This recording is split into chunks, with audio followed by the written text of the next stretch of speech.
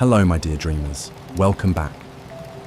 Tonight, we're stepping away from the hustle and bustle of our everyday world and into the cobblestone streets of Hogsmeade, where the air is crisp with winter's kiss and every window glows with the promise of warmth and wonder. I know many of you have been asking for more immersive Harry Potter experiences, something that feels like you're truly there, breathing in the magical atmosphere and feeling the comfort of being somewhere extraordinary yet familiar. So tonight we're doing something a little different. We're not just telling a story about Hogsmeade, we're living it, moment by moment, as if you've just stepped off the path from Hogwarts Castle and into the most enchanting village in all of Wizarding Britain. Picture yourself bundled in your favourite winter cloak, the kind that's been with you through countless adventures, worn soft at the edges and smelling faintly of wood smoke and old parchment. Your breath forms little clouds in the evening air as you make your way down the winding path, past the Whomping Willow in the distance, its bare branches swaying gently in the twilight breeze. The castle behind you is lit with hundreds of warm windows, but ahead lies something even more inviting. The twinkling lights of Hogsmeade Village, where every chimney sends up a curl of smoke and every door promises sanctuary from the cold. The cobblestones beneath your feet are uneven and worn smooth by centuries of witches and wizards who've walked this very path. Each step creates a gentle echo that mingles with the distant sound of laughter spilling from the three broomsticks and the soft tinkling of wind chimes hanging from Zonko's joke shop. The air carries the most wonderful mixture of scents, wood smoke and cinnamon, the sharp sweetness of peppermint humbugs from honeydukes, and that crisp, clean smell that only comes with the first real cold of winter. You pause for a moment at the edge of the village proper, taking in the scene before you. Hogsmeade in the evening is like something from a storybook illustration. The shops lean against each other in the most companionable way, their timber frames dark with age and their windows glowing amber in the gathering dusk. Icicles hang like crystal daggers from the eaves, catching and reflecting the light from the street lamps that have just begun to flicker to life, one by one, as if lit by an invisible hand moving through the village. Snow has begun to fall, not the harsh driving snow of a storm, but the gentle, lazy kind that seems to float rather than fall, each flake taking its time to find the perfect place to land. Some settle on your shoulders, others on the brim of your hat, and a few brave ones land on your nose with the tiniest kiss of cold before melting away. The snow muffles sound in that particular way that makes everything feel hushed and sacred, as if the whole world is holding its breath in wonder. Your destination tonight is a little tea shop tucked between the post office and a narrow alley that most people never notice. It's the kind of place that seems to exist in the spaces between other places, appearing when you need it most, and somehow managing to stay perfectly cozy no matter how many people discover it. The sign above the door simply reads "The Steaming Cauldron" in elegant script that shimmers slightly in the lamplight. And through the frost-touched windows, you can see the warm glow of a fire and the gentle movement of people settling in for the evening. The bell above the door gives the softest chime as you push inside, not the harsh jangle of a shop bell, but something more musical, like the sound of crystal glasses touching in a toast. The warmth hits you immediately, that wonderful contrast that makes you realize just how cold you'd become on your walk through the village. You pause just inside the doorway, letting your eyes adjust and drinking in the atmosphere of this magical little sanctuary. The interior is exactly what you'd hoped for. Low-beamed ceilings create an intimate atmosphere, and every surface seems to glow with the light from dozens of candles floating lazily near the ceiling. The walls are lined with shelves holding an impressive collection of teapots, some ordinary ceramic, others clearly magical, with steam that forms little shapes as it rises, or handles that seem to reach out hopefully whenever someone passes by. There are round tables scattered throughout the space, each one different, some made of dark oak worn smooth by countless elbows, others of lighter wood inlaid with intricate patterns that seem to shift slightly when you're not looking directly at them. But it's not just the decor that makes this place special. It's the feeling of absolute, bone-deep comfort that settles over you the moment you step inside. This is a place where time moves differently, where the outside world and all its urgencies feel very far away indeed. The other patrons speak in hushed, contented murmurs, their conversations creating a gentle buzz that's more soothing than any silence could be. You choose a table near the window, one where you can still see the snow falling outside while basking in the warmth within. The chair is perfectly warm, moulding itself to your body as you settle in, and the table before you is scarred with the gentle marks of countless meals and conversations. Someone has carved a tiny heart into one corner, and there's a faint ring where a particularly hot cup once sat.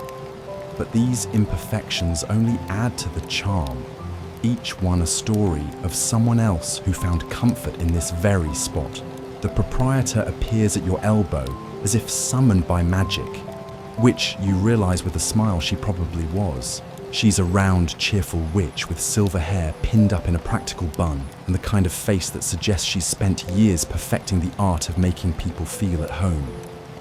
Her apron is dusted with what might be flour or might be something more magical entirely, and her eyes twinkle with the particular warmth of someone who genuinely loves what they do. "Evening, dear," she says, her voice carrying just a hint of a Scottish accent that makes everything sound more cozy.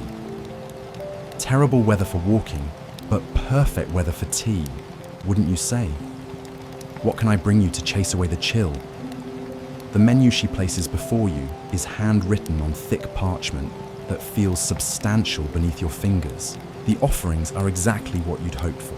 Dozens of different teas from around the magical world, each description more enticing than the last. There's warming winter tea, guaranteed to keep you cozy for hours, and Dreamcatcher's blend, perfect for a peaceful evening. There's butterbeer tea, which promises all the comfort of the famous drink, with the added benefit of keeping your hands warm around the cup. And something called Starlight Soother, described as perfect for those who carry the weight of the world on their shoulders. But what catches your eye is something called Evening's Embrace, described simply as our signature blend, created for those moments when you need the world to slow down. The description mentions notes of vanilla and honey, with just a hint of something floral, and promises that each sip will feel like a gentle hug from an old friend.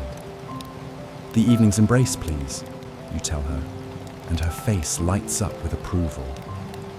"Excellent choice, love. That's my personal favourite on nights like this. I'll bring you the whole service. Pot, cup, all the fixings. Take your time with it. That blend's meant to be savoured, not rushed." She bustles away, leaving you alone with the gentle sounds of the tea shop and the mesmerising sight of snow continuing to fall outside your window. Other patrons come and go, a young couple sharing whispered secrets over matching cups of something steamy, an elderly wizard reading a book whose pages turn themselves, a witch in travelling robes warming her hands around an enormous mug of what smells like chocolate and cinnamon. Everyone here seems to understand the unspoken rules of the place. Conversations stay quiet and intimate. No one rushes. Magic is used subtly, a self-stirring spoon here, a self-warming cup there, but nothing flashy or attention-grabbing. This is a place for gentleness, for quiet magic, for the kind of peace that settles deep in your bones and stays with you long after you've left. The proprietor returns with a tray that's clearly been assembled with care. The teapot is a beautiful deep blue ceramic with silver stars scattered across its surface, and as you watch, The stars slowly shift position, creating new constellations with each passing moment. The cup and saucer match, and there's a small plate with an assortment of biscuits, some that look perfectly ordinary and others that shimmer slightly, promising flavours beyond the mundane. "Now then," she says, settling the tray before you with practiced ease. "This needs to steep for exactly 4 minutes. No more, no less. I've set a little charm on the pot. It'll chime when it's ready. The biscuits are fresh from this afternoon, and the little sparkly ones are honey cakes with a touch of cheering charm worked in. Nothing too strong, mind you, just enough to lift the spirits on a cold night." She pours a small amount of water from a separate pot over the tea leaves, and immediately the most wonderful aroma begins to rise. It's everything the menu promised and more. The warm comfort of vanilla, the golden sweetness of honey, and underneath it all, something that smells like summer evenings and peaceful dreams. You close your eyes and breathe it in, feeling some tension you didn't even know you were carrying begin to melt away from your shoulders. The 4 minutes pass like a gentle meditation. You watch the snow outside, listen to the quiet conversations around you, and let yourself simply exist in this perfect moment. When the pot finally chimes, a sound like tiny silver bells, you're almost disappointed that the waiting is over. But the first sip makes up for everything. The tea is exactly the right temperature, hot enough to warm you from the inside out, but not so hot as to burn. The flavours unfold slowly on your tongue. First the honey, sweet and golden, then the vanilla, smooth and comforting, and finally that mysterious floral note that seems to carry with it the essence of peaceful twilight hours. Each sip feels like a small act of self-care, a moment of pure indulgence in the simple pleasure of something made with skill and served with love. You settle deeper into your chair, cradling the warm cup between your palms and feeling the gentle steam caress your face with each breath. The honey cakes beckon from their small plate, and you select one that catches the candlelight with its subtle shimmer. The first bite releases a burst of golden sweetness that seems to spread warmth not just through your mouth, but somehow through your entire being. The cheering charm is so delicately woven that you barely notice it working, just a gentle lifting of your spirits, like the feeling of remembering something wonderful you'd forgotten. Through the window, you watch as Hogsmeade transforms in the deepening evening. The snow continues its lazy dance, accumulating on windowsills and doorsteps, turning the village into something even more magical than usual. A few late shoppers hurry past, their cloaks billowing behind them, but most people have already found their way to warm havens like this one. The 3 broomsticks across the way glows invitingly, and you can see the silhouettes of patrons raising their tankards in cheerful toasts.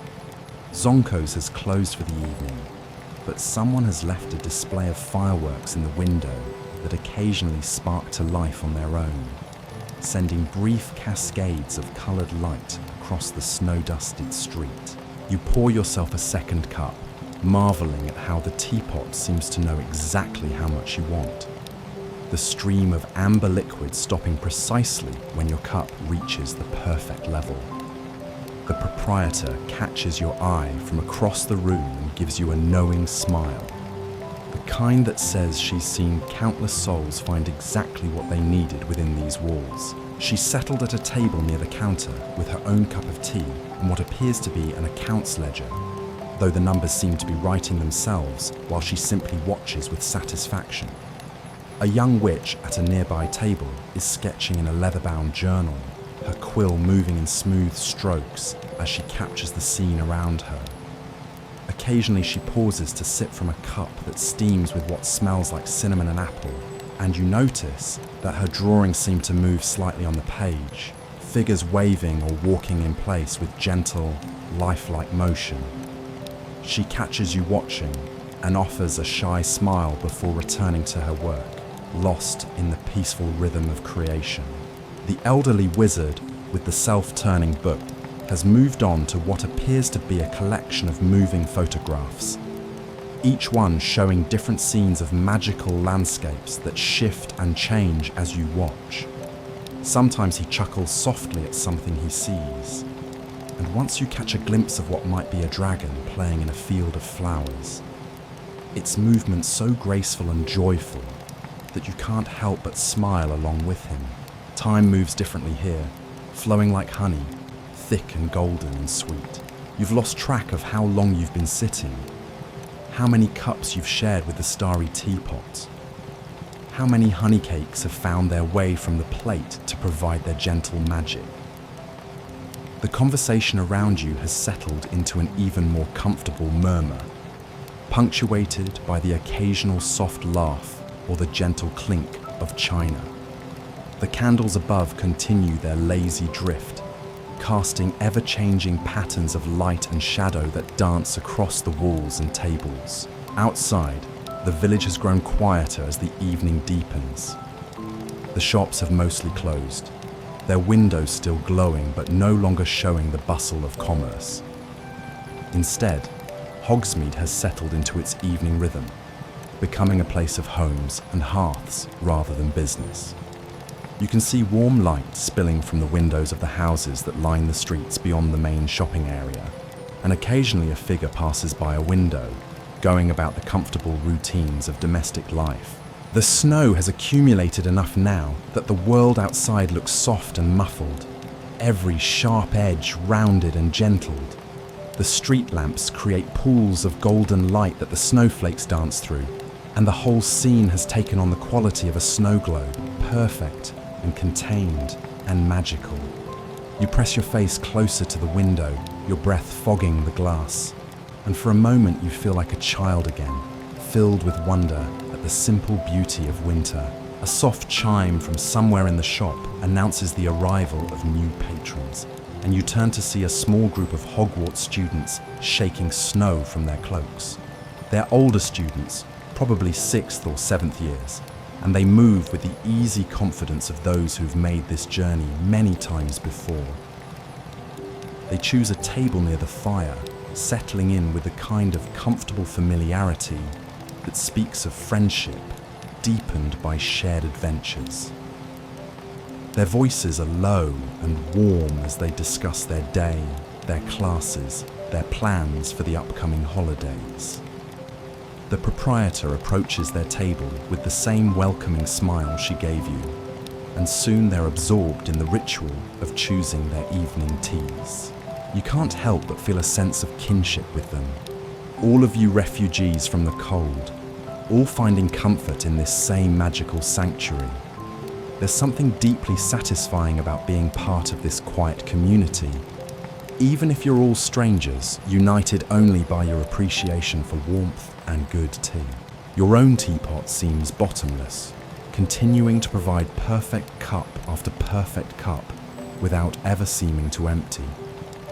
You've given up trying to understand the magic involved and simply accepted it as part of the charm of this place. Each sip continues to bring that same sense of deep comfort, that feeling of being exactly where you're supposed to be, doing exactly what you're supposed to be doing.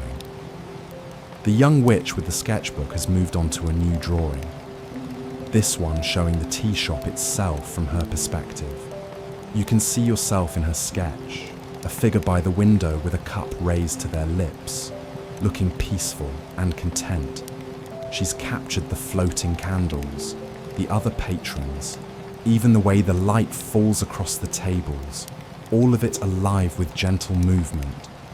When she notices you watching, she tilts the journal towards you so you can see it better, and you give her an appreciative nod that makes her beam with quiet pride. The Hogwarts students have received their own tea service, and their table has become a constellation of different coloured cups and steaming pots.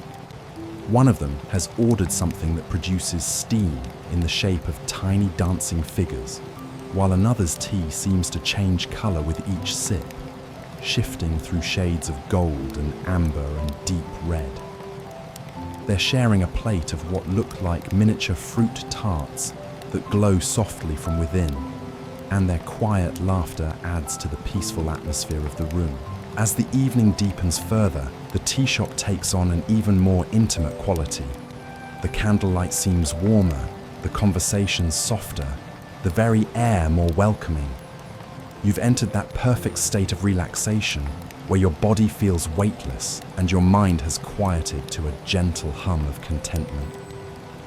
The evening's embrace tea has worked its magic completely, leaving you feeling as though you're wrapped in the coziest blanket imaginable, safe from all the sharp edges and harsh demands of the world outside. You select another honey cake, this one shaped like a tiny star, and dusted with what might be powdered sugar or might be actual stardust. As you bite into it, you taste not just honey and spice, but something that reminds you of summer afternoons and childhood dreams, of all the moments in your life when you felt truly, perfectly happy. The cheering charm woven into the treat seems to awaken memories of joy, each one rising to the surface of your consciousness like a bubble of light. The snow outside continues to fall, transforming Hogsmeade into an even more magical version of itself. The accumulation on the windowsill has grown thick enough that you can see individual flakes settling and melting, each one unique and perfect in its brief existence. The street beyond is now carpeted in white, marked only by the occasional set of footprints from some hardy soul making their way home through the peaceful evening. The warmth of the tea shop seems to deepen as the night settles more fully over Hogsmeade. You find yourself sinking even further into that delicious state of complete relaxation, where every muscle in your body has forgotten what tension feels like. The evening's embrace continues to work its gentle magic, each sip seeming to carry away another small worry, another fleeting anxiety, until you feel as light and peaceful as the snow drifting past the window. A soft rustling draws your attention to a corner table where an elderly witch has just unfolded what appears to be a magical newspaper. The headlines shift and change as you watch, and the photographs wave cheerfully at anyone who happens to glance their way. She's paired her reading with a pot of something that smells like roses and moonlight, if such a thing were possible. And every so often she makes small sounds of interest or amusement at whatever story has caught her attention. The proprietor makes another round of the room, her footsteps silent on the worn wooden floors. She pauses at each table just long enough to ensure everyone has what they need. A gentle word here, a fresh plate of biscuits there, a knowing smile everywhere. When she reaches your table, she doesn't speak, simply places a small dish beside your teacup. It contains what look like crystallized flower petals, each one a different pastel shade, and all of them glowing with the faintest inner light. Candied violets and rose petals, she explains in a whisper that somehow carries perfectly in the hushed atmosphere. They pair beautifully with the evening's embrace. The violets help settle wandering thoughts, and the roses, well, they're simply for the joy of it. You select a violet petal, translucent purple and sparkling like a tiny jewel. The moment it touches your tongue, you understand what she meant about settling wandering thoughts. The flavor is delicate and floral, but underneath it carries something deeper, a sense of profound calm that seems to flow through your entire being. Your mind, which had been quietly buzzing with the usual collection of daily concerns and half-formed plans, suddenly stills into perfect tranquility. The rose petal that follows is pure delight. It tastes like summer mornings and grandmother's garden, like first love and favorite songs, like all the sweetest moments of life distilled into something you can hold on your tongue and savor. The proprietor watches your expression with satisfaction, before moving on to tend to her other guests, leaving you to discover the magic of each crystallized flower in your own time. Through the window, you notice that someone has begun lighting the street lamps with what appears to be a long-handled lighter that produces different colored flames. Each lamp blooms into life with a soft pop of golden light, and the figure moves with the unhurried grace of someone who's performed this same ritual countless times before. It's probably one of the village maintenance wizards, you realize, someone whose job it is to keep Hogsmeade beautiful and welcoming for residents and visitors alike. The Hogwarts students at their table near the fire have settled into a comfortable rhythm of conversation and companionable silence. One of them has pulled out a worn paperback book and is reading aloud in a soft voice, something that sounds like poetry, or perhaps a favorite passage from a beloved story. The others listen with the kind of attention that speaks of genuine friendship, occasionally murmuring appreciation or asking quiet questions. Their tea service has evolved into something resembling a small feast, with additional plates appearing as if summoned by their contentment. A new arrival pushes through the door, bringing with him a swirl of cold air and snowflakes that melt almost instantly in the warmth of the shop. He's a middle-aged wizard with kind eyes behind wire-rimmed spectacles, and he carries himself with the slightly distracted air of someone whose mind is always partially occupied with interesting thoughts. The proprietor greets him like an old friend, and within moments he's settled at a small table with a pot of something that steams in spirals of silver and gold. You turn your attention back to your own perfect corner of the world, selecting a rose petal from the small dish and letting its sweetness dissolve slowly on your tongue. The combination of the crystallized flower and the evening's embrace creates a symphony of flavors that seems to resonate not just in your mouth, but throughout your entire being. Each taste seems to unlock a different sensation of comfort, the warmth of being loved, the peace of being safe, the joy of being exactly where you belong. The young artist at the nearby table has moved on to yet another sketch, this one capturing the view through the frost-touched window. You can see how she's managed to convey not just the visual beauty of the snow-covered street, but somehow the very feeling of warmth and shelter that comes from being inside looking out. Her drawings seem to carry their own magic, making anyone who looks at them feel a little bit of what she felt while creating them. The elderly wizard, with his collection of moving photographs, has struck up a quiet conversation with the newcomer, their voices creating a gentle murmur that adds to the peaceful atmosphere without disturbing it. They appear to be old friends catching up on recent events, their words punctuated by soft chuckles and the occasional exclamation of interest. Their conversation flows like a comfortable river, meandering through topics with the unhurried pleasure of people who have all the time in the world. You pour yourself what must be your fourth or fifth cup of tea, marveling again at the way the starry teapot never seems to empty. The stars on its surface have rearranged themselves into new patterns, creating constellations you don't recognize, but that somehow feel familiar anyway. The tea continues to taste perfect with each cup, never growing bitter or weak, as if the pot has somehow learned exactly how you prefer it and is determined to provide nothing less. The candles floating near the ceiling have begun to burn lower, their flames creating an even warmer, more intimate light. Somehow this doesn't make the room dimmer. If anything, it seems to glow more beautifully, as if the approaching night has awakened some deeper magic in the space. The walls themselves seem to radiate comfort, and every surface appears to be touched with gold. Motion near. A small comm. The door announces the arrival of what appears to be a family, parents with 2 young children who look to be around 8 and 10 years old. The children are wide-eyed with wonder at finding themselves in such a magical place, their cheeks pink from the cold, and their expressions bright with excitement.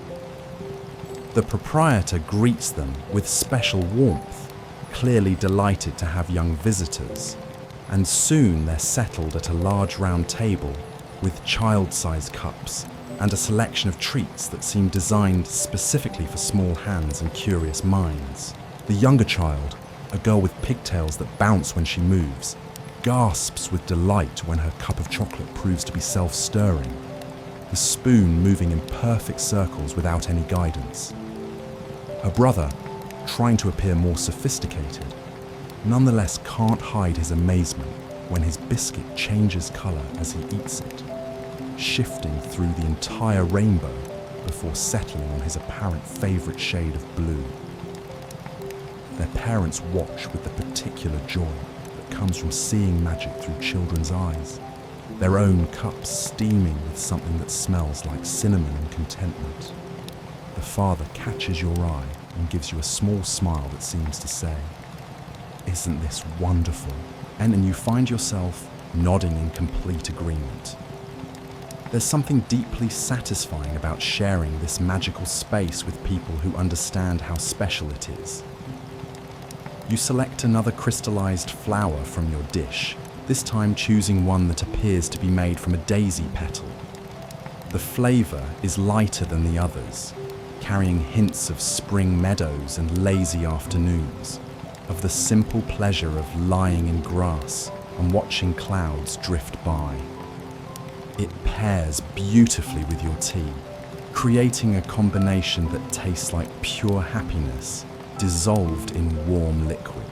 The snow outside has continued to accumulate, and now the village looks like something from the most beautiful holiday card ever created.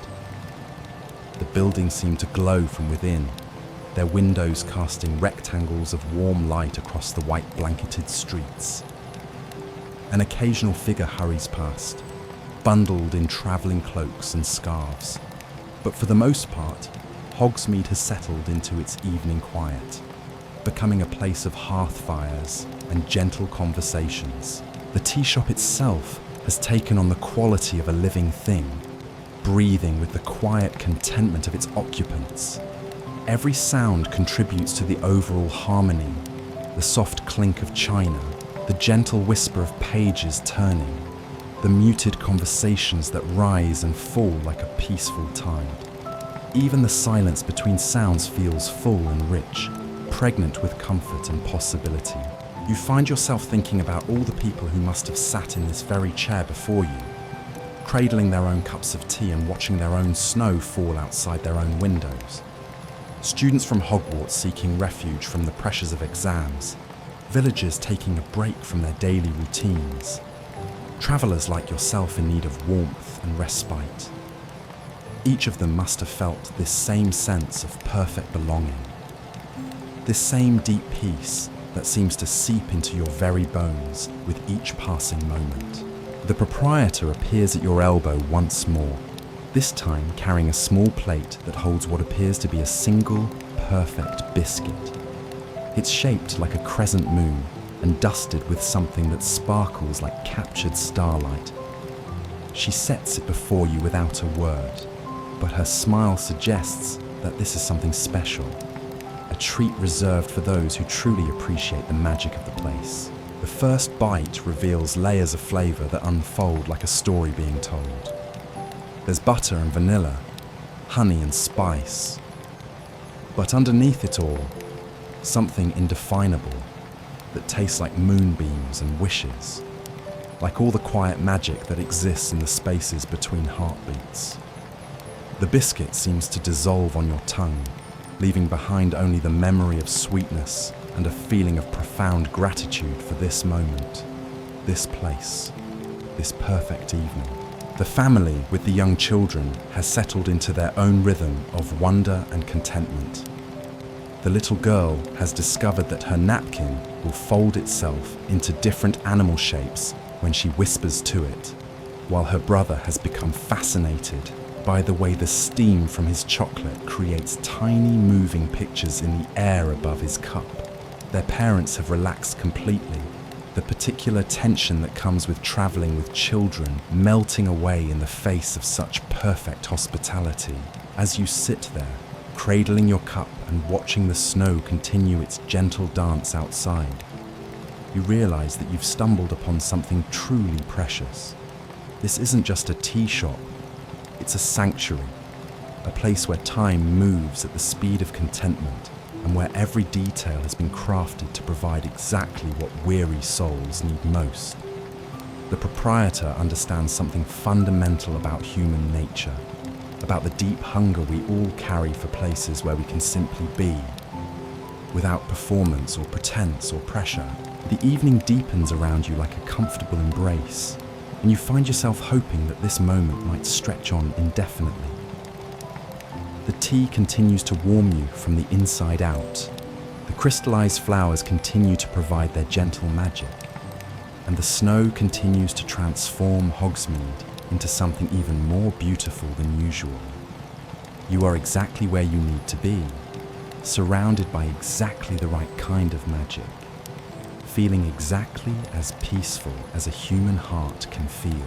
The candlelight continues to cast its gentle spell over the tea shop, and you notice how it seems to respond to the mood of the room, growing warmer and more golden as contentment settles deeper into every corner.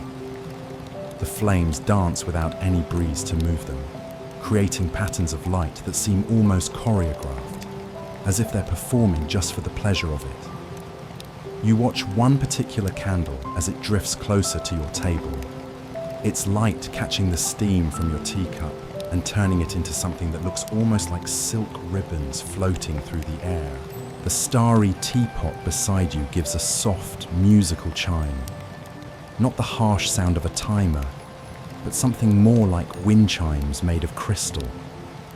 As you pour another cup, you notice that the tea has somehow grown even more perfect, if such a thing were possible.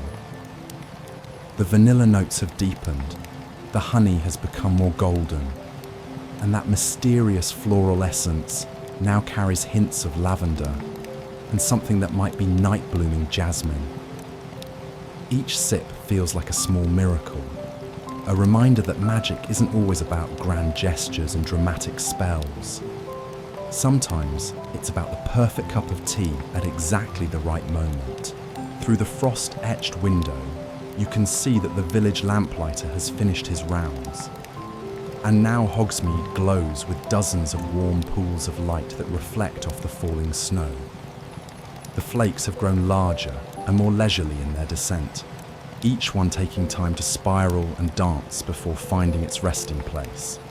Some stick to the window glass for a moment before melting, creating tiny rivers that catch the lamplight and sparkle like liquid diamonds. A soft rustling draws your attention to the table where the elderly witch sits with her magical newspaper. The headlines are shifting again, and this time you catch a glimpse of something about a particularly successful harvest of singing turnips in Wales, followed by a story about a dragon preserve where the residents have learned to knit scarves for their charges during the winter months.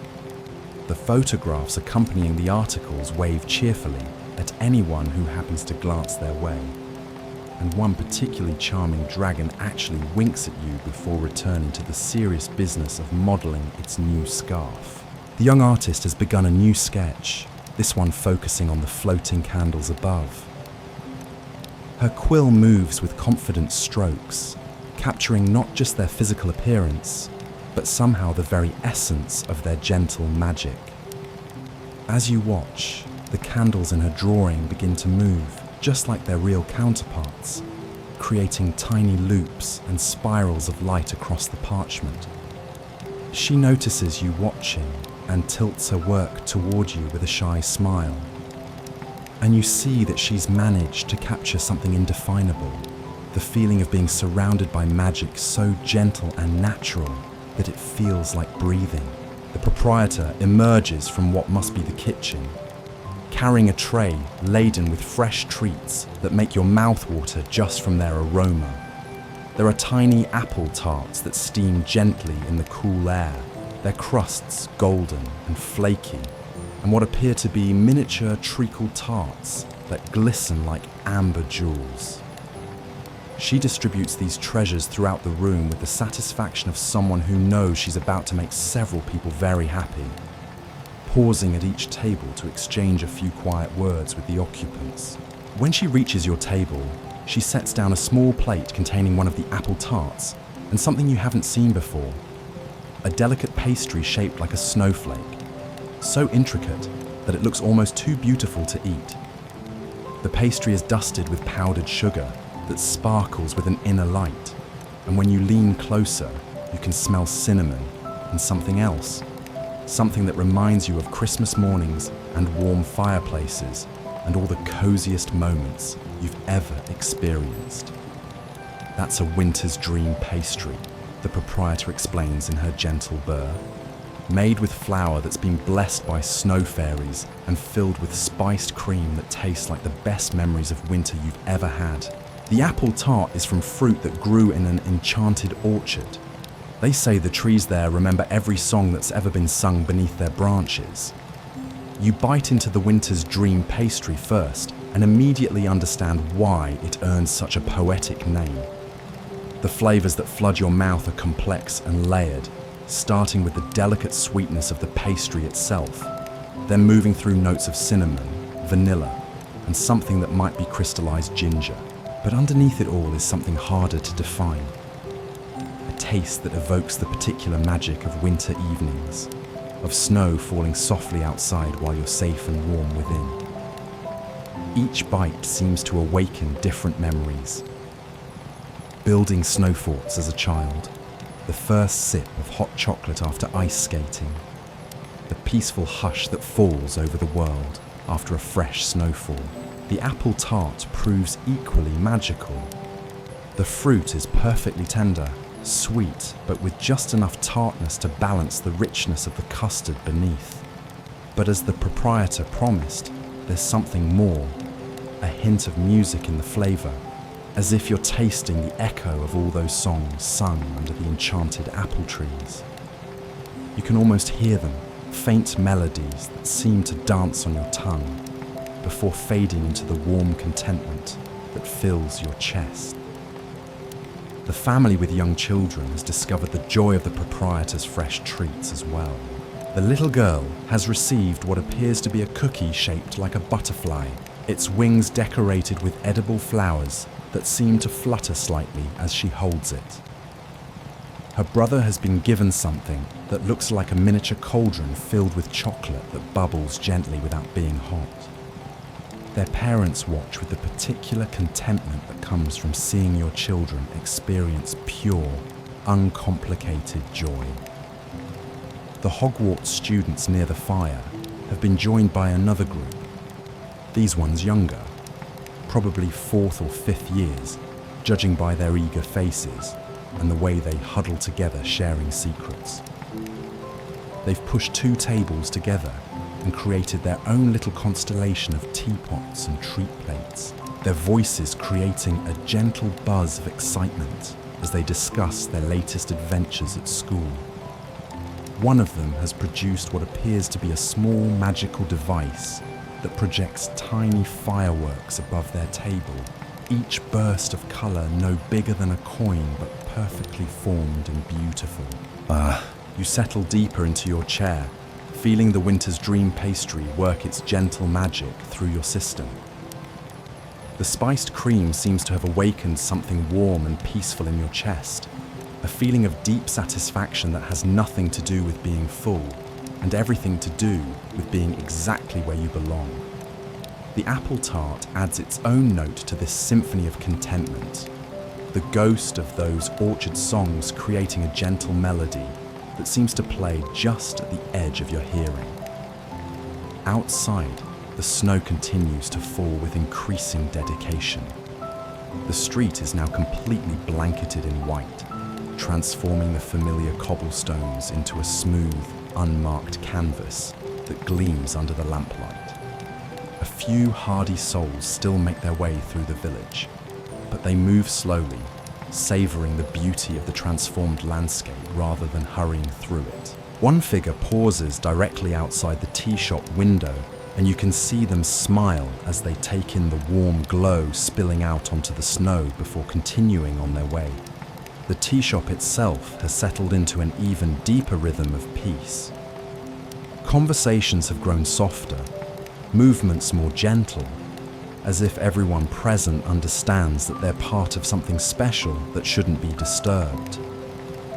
The floating candles seem to sense this too, their movements becoming more languid, their light growing warmer and more golden. Even the self-stirring spoons move more slowly, creating lazy whirlpools in their respective cups. A newcomer enters, bringing with her a swirl of cold air and the crisp scent of snow. She's a middle-aged witch with silver-streaked hair pinned back in an elegant knot, wearing travelling robes of deep blue that are embroidered with silver stars. She carries herself with quiet confidence, and when the proprietor greets her, it's with the warmth reserved for old friends. Within minutes, she's settled at a corner table, with a pot of something that steams in shades of purple and gold. Her travelling cloak hung carefully on the back of her chair to dry. You pour yourself another cup from the seemingly endless teapot, watching as the stars on its surface rearrange themselves into yet another constellation. This time, they seem to form the shape of a sleeping dragon, curled in on itself with its tail wrapped around its body. The image is so peaceful, so perfect in its contentment, that you find yourself smiling just from looking at it. The tea that emerges is, impossibly, even better than before. As if the pot has been learning your preferences with each cup and adjusting accordingly. The young artist has moved on to sketching the other patrons now, her quick strokes capturing not just their physical appearances but something deeper, the particular quality of peace that each person carries, the way contentment shows itself in relaxed shoulders and gentle smiles. When she reaches a page showing the proprietor, the drawing seems to radiate the same warmth as the woman herself, and you can almost smell the flour and cinnamon that clings to her apron. The crystallized flowers in their small dish catch the candlelight and throw tiny rainbows across the table surface. You select what appears to be a primrose petal, pale yellow and translucent as morning sunlight. The flavor is bright and clean, with hints of spring meadows and new beginnings, and it pairs beautifully with the deeper, richer notes of your tea. As the flower dissolves on your tongue, you feel a subtle shift in your perception. The colors in the room seem slightly more vivid, the sound slightly more musical, as if your senses have been gently enhanced. The family at the large round table has settled into their own perfect evening rhythm. The children have discovered that their dessert plates will refill themselves if they're very good and sit very still, and they've become engrossed in this magical game of patience. Their parents have relaxed completely, the father reading from a small book of poetry, while the mother works on what appears to be an intricate piece of embroidery that stitches itself according to her whiz-a, soft chiming period instructions. From somewhere in the room announces that it's now fully nighttime, though inside the tea shop, time seems to have become fluid and unimportant. The proprietor moves through the space like a conductor orchestrating a symphony of contentment, adjusting the temperature with a gesture here, refreshing a teapot there, ensuring that every single person feels cared for and welcome. She pauses at your table long enough to place another small treat beside your cup. This one appears to be a tiny cake, shaped like a sleeping moon, its surface dusted with edible silver that catches the light like captured starshine. The mooncake proves to be filled with something that tastes like dreams made edible, sweet and ethereal, with flavors that shift and change as you chew. First you taste honey and cream, then something that might be vanilla mixed with moonbeams. then a hint of something floral and mysterious that leaves you feeling as if you've just been told a secret that you'll remember forever. The edible silver dissolves on your tongue with a sensation like tiny stars exploding in slow motion, each one leaving behind a trace of magic that seems to settle into your very bones. The newcomer in the blue travelling robes has struck up a quiet was looking at moving photographs earlier. Their conversation with the elderly wizard who room, adding another layer to the complex voices blend into the gentle symphony of the harmony of contentment that surrounds you. Occasionally, one of them chuckles softly at something the other has said, and their laughter is so genuine and warm that it makes everyone else in the room smile slightly, even those who can't hear what was amusing. Through the window, you watch as a few late evening shoppers make their way carefully along the snow-covered street. They move slowly, not from difficulty, but from wonder, stopping frequently to admire the way the falling snow transforms familiar sights into something magical. One couple pauses to build a tiny snowman on a windowsill, working together with the unconscious coordination of people who've shared many such moments. Their creation is no bigger than a teacup, but they regard it with as much pride as if they'd built a palace. The Hogwarts students have quieted their conversation to match the deeper peace that has settled over the room. One of them has produced a small harp and is playing very softly, the melody almost too quiet to hear, but somehow perfect in its gentleness. The notes seem to weave themselves into the very atmosphere of the tea shop, adding another layer of magic to an already perfect evening. The other students listen with the reverent attention that such delicate music deserves, their faces peaceful in the candlelight.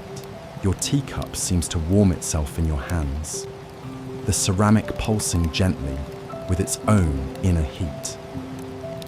The evening's embrace has worked its complete magic now, leaving you feeling as if you're floating slightly above your chair, tethered to the earth only by the warm weight of the cup in your palms and the solid comfort of the worn wooden table beneath your elbows. Every breath feels like a small blessing, every sip of tea like a moment of pure grace. The proprietor has settled herself at the counter with her own cup and what appears to be a piece of needlework that embroiders itself according to her gentle humming. The design seems to be a map of Hogsmeade in winter, complete with tiny stitched snowflakes that actually seem to fall across the fabric.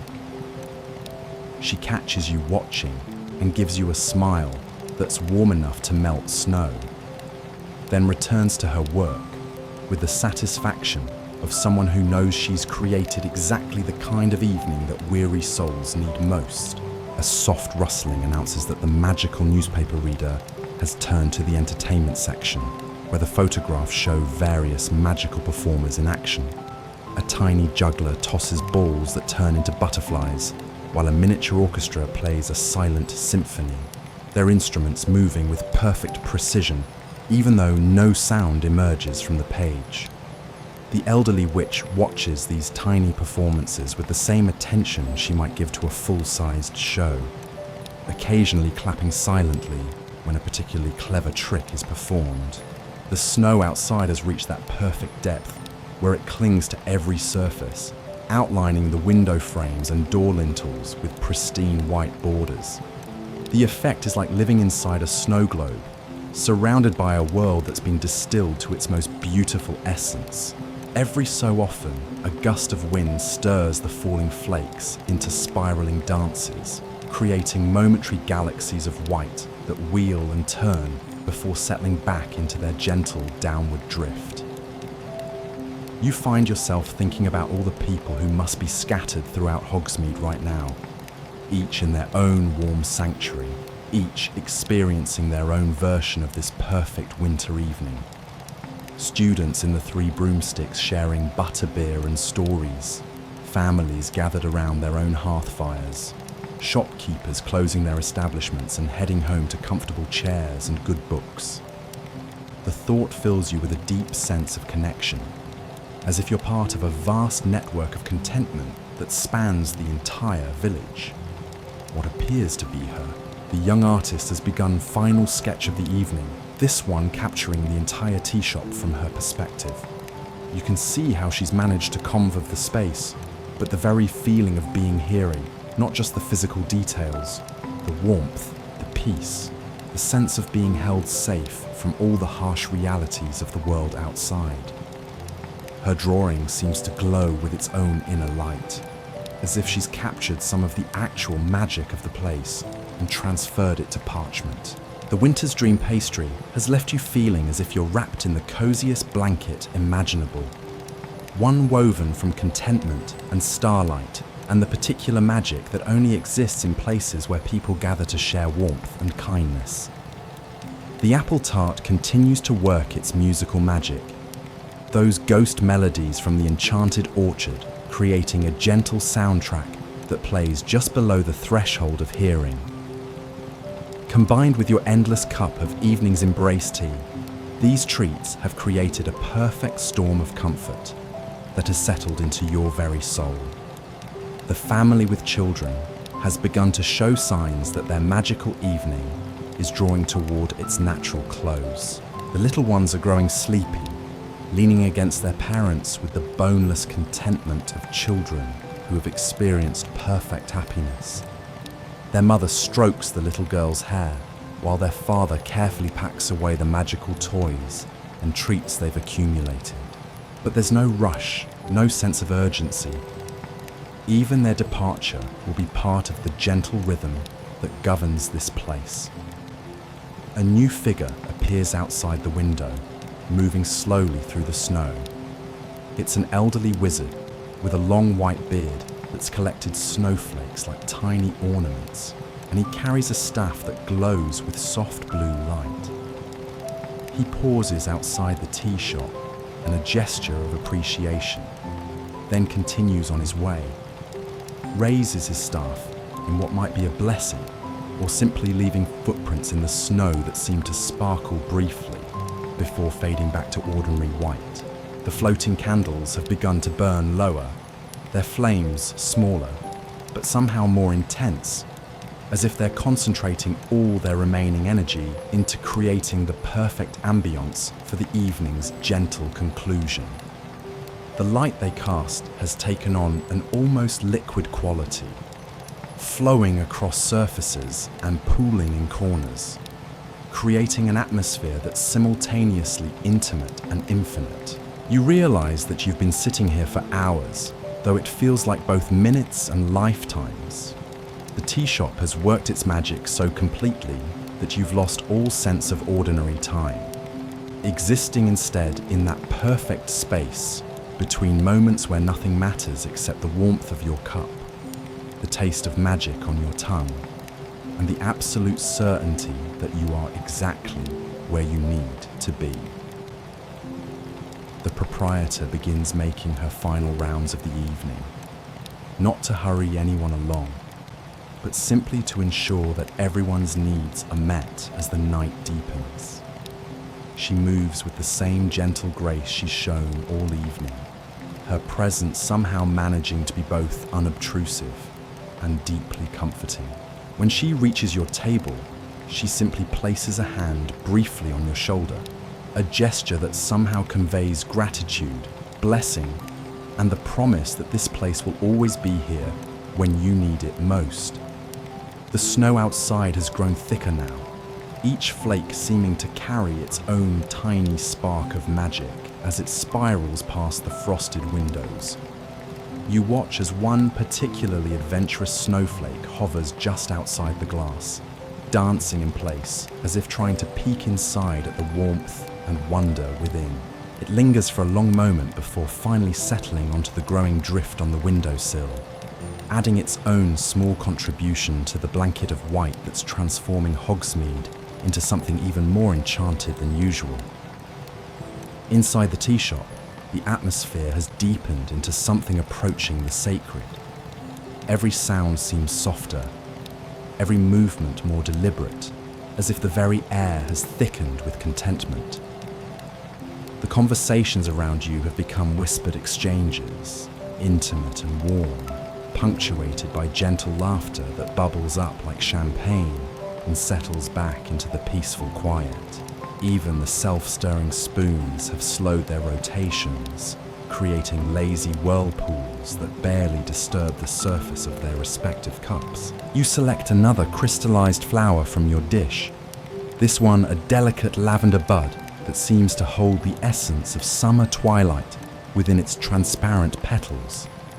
As it dissolves on your tongue, you taste oral sweet, not just the fullness, but something deeper.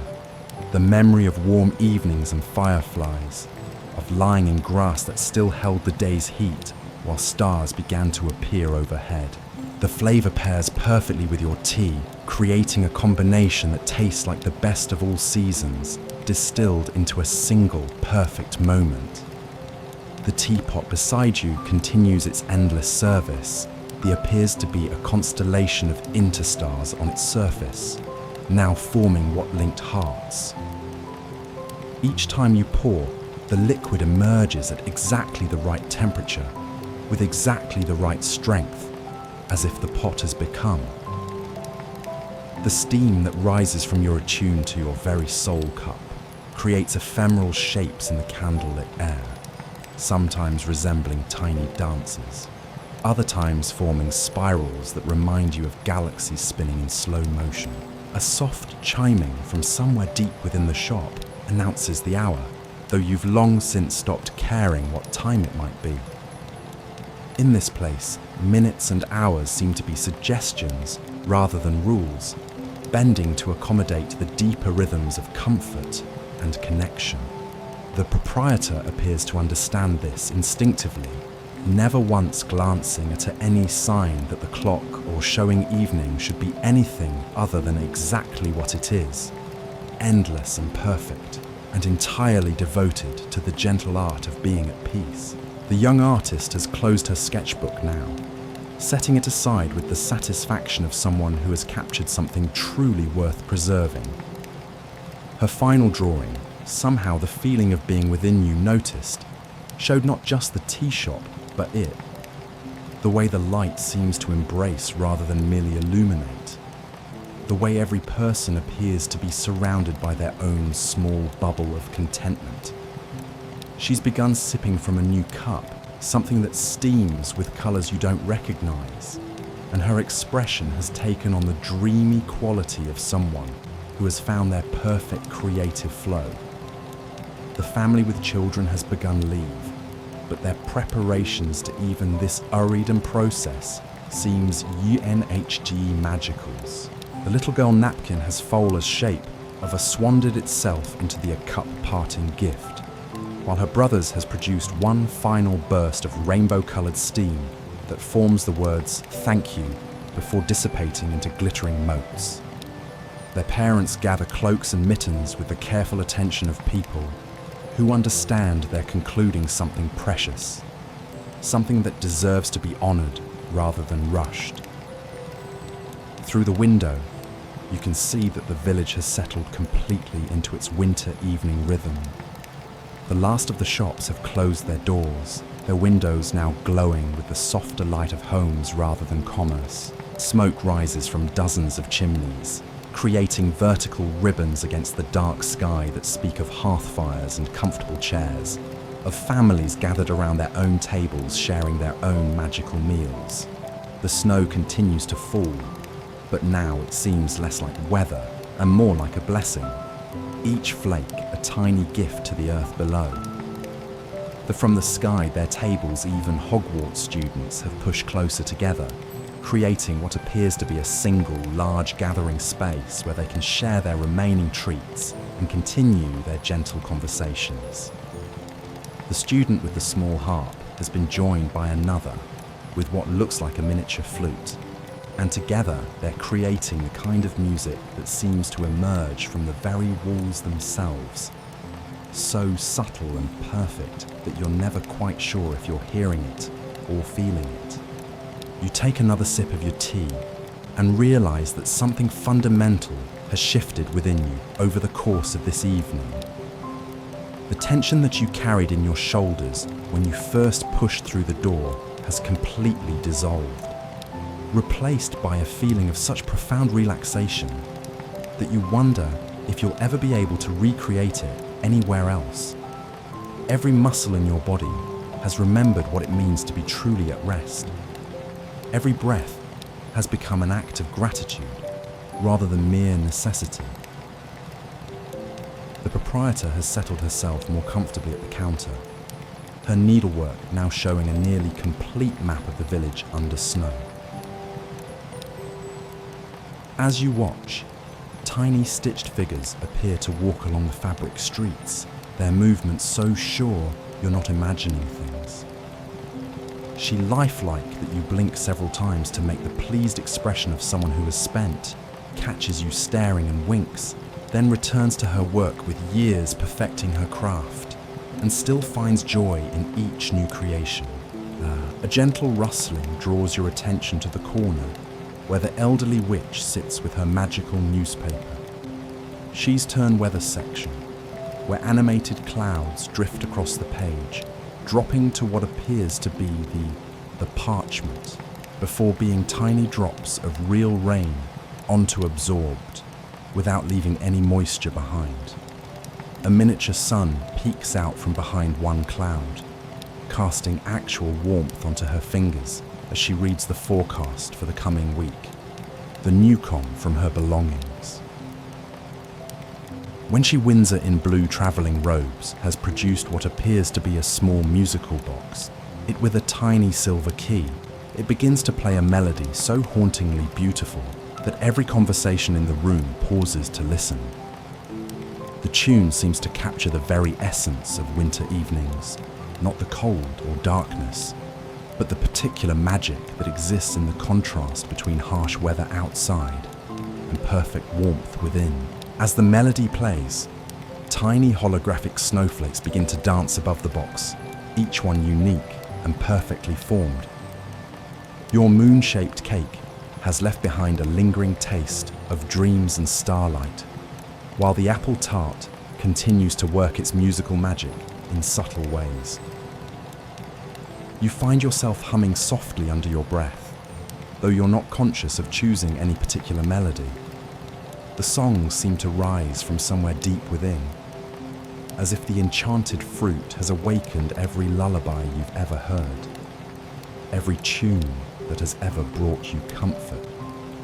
The crystallized flowers in their dish seem to glow more brightly now, each petal catching and reflecting the candlelight like tiny stained glass windows.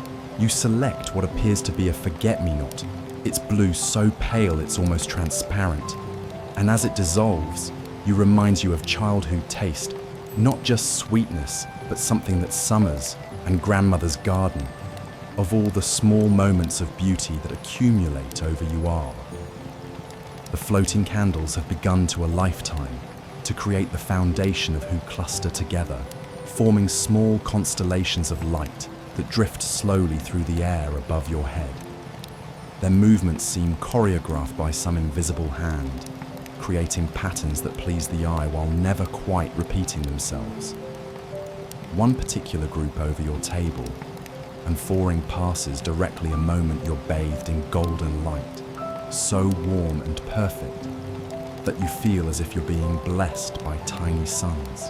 The tea shop has become a world unto itself, complete and perfect, and entirely separate from whatever might be happening beyond its walls. The snow outside could fall for days or weeks, and it wouldn't matter. Ox, but by the deeper rhythms of comfort, time moves differently here, governed not by CL and connection. Every person in this room has become part of something larger than themselves, a community bound together by nothing more complex than shared appreciation for warmth and kindness, and the simple magic of being exactly where they belong. You pour yourself another cup from the inexhaustible teapot, watching as the stars on its surface form new patterns that seem to tell stories without words.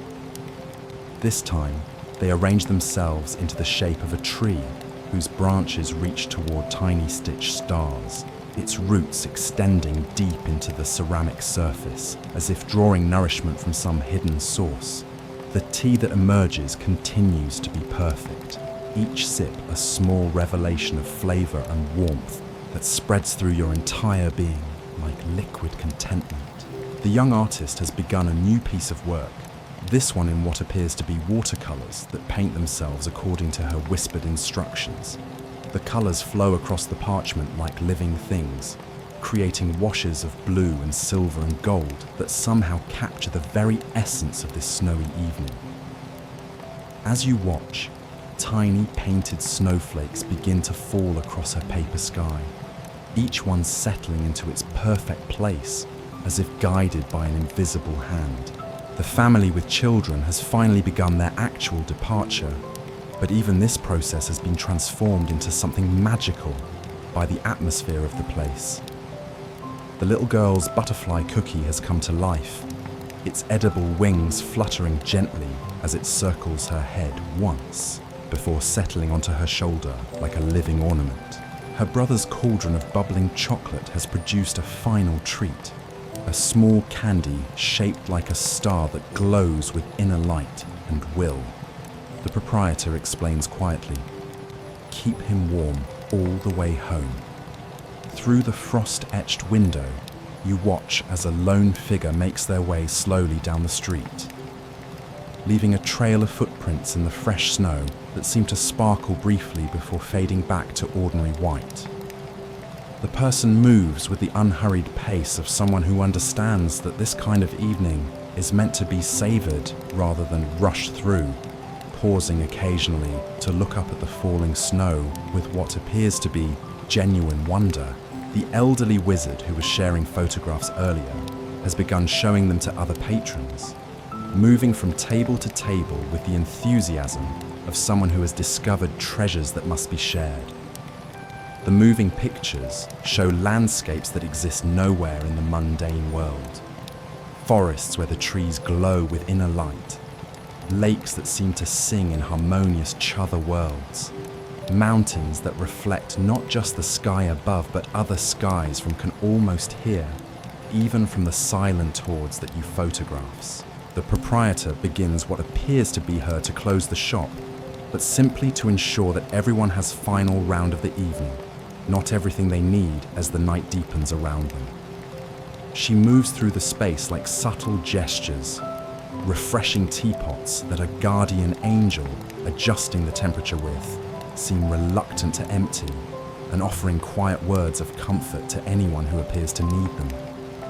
Her, and deeply reassuring, like presence, somehow manages to be both unobtrusive, having a favourite grandmother nearby without breathing, has synchronized with the gentle rhythm of the room come with family.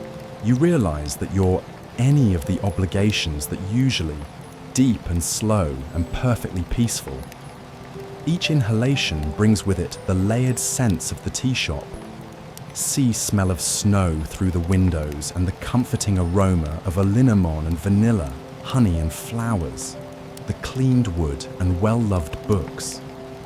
Each exhalation releases a little more of whatever tension might have been hiding in the corners of your consciousness, until you feel as light and free as the snowflakes dancing past the windows. The Hogwarts students have begun producing what appear to be small gifts for each other, items pulled from pockets and bags that seem far too small to have contained such treasures.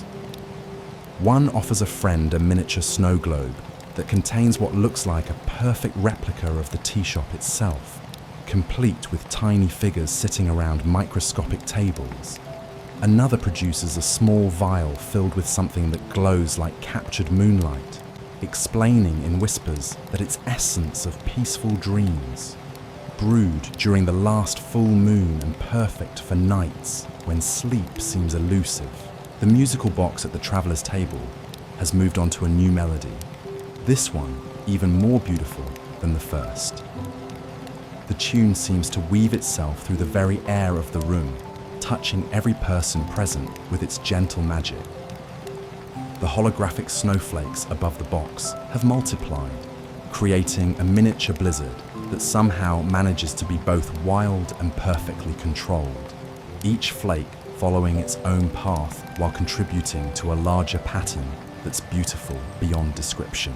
Your teacup has become warm against your palms in a way that suggests it's not just holding heat, but actively generating it, pulsing gently like a sleeping heart. The ceramic seems to have absorbed something of your own essence over the course of the evening, becoming not just a vessel for tea, but a companion that understands exactly what you need. Each time you lift it to your lips, it provides not just warmth and flavor, but a sense of connection to something larger and more wonderful than yourself. The crystallized flowers continue to provide their gentle magic, each one a small key that unlocks different chambers of memory and sensation. You select what appears to be a lily of the valley, its tiny bell-shaped petals so delicate they seem to ring with actual sound as they dissolve. The flavor is clean and sweet, with undertones that remind you of spring mornings and fresh rain. Of all the moments in your life when you felt most alive and present and grateful to exist in such a beautiful world, the snow outside has reached that perfect depth where it transforms familiar shapes into something entirely new. The village street has become a river of white, broken only by the warm pools of light cast by the street lamps. Each building looks like it's wearing a wedding dress made of snow, elegant and pristine, and somehow more beautiful than it has any right to be.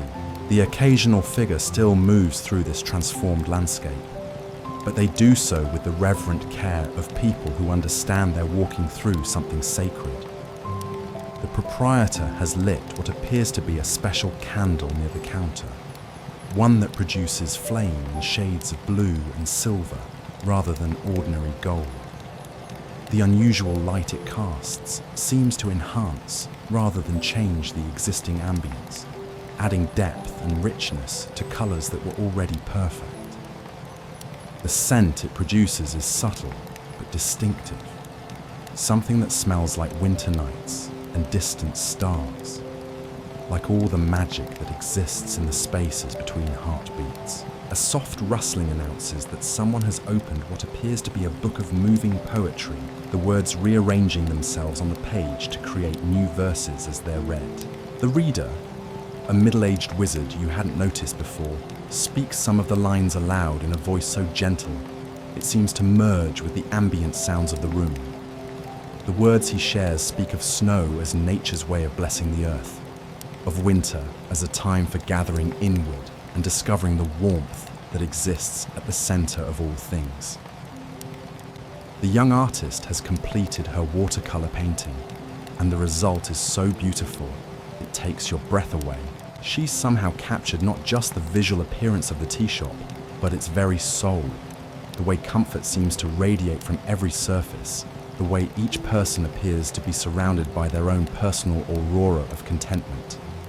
The painted snowflakes on her paper continue to fall in slow motion, each one settling into its perfect place as if guided by the same invisible hand that governs the real snow outside.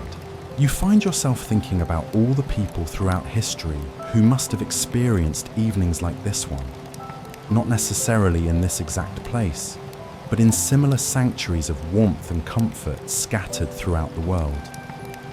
Every culture, every time period must have had its own version of this magical space where weary souls could find respite and renewal. The thought fills you with a profound sense of connection not just to the other patrons in this room, but to all the countless individuals who have ever needed exactly what this place provides. The teapot beside you gives another soft chime, and when you pour what must be your dozenth cup, you're amazed to discover that the tea has somehow grown even more perfect. The flavors have deepened and mellowed, becoming not just a drink, but a liquid embodiment of everything good and comforting in the world. Each sip feels like a small prayer of gratitude, an acknowledgement of how fortunate you are to have found this place on this perfect evening.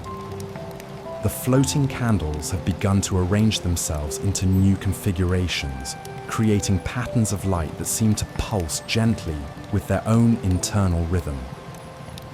As you watch, they form what appears to be a spiral galaxy made of flame, slowly rotating above the center of the room while casting shifting patterns of gold and amber across the walls, and peaceful, like watching the universe itself, breath-sealing. The effect is hypnotic and deeply in slow, measured cycles. The proprietor settles back at her counter with what appears to be a final cup of her own evening tea, something that steams with colours you can't quite identify, but that smell like home and safety and all the best memories you've ever made.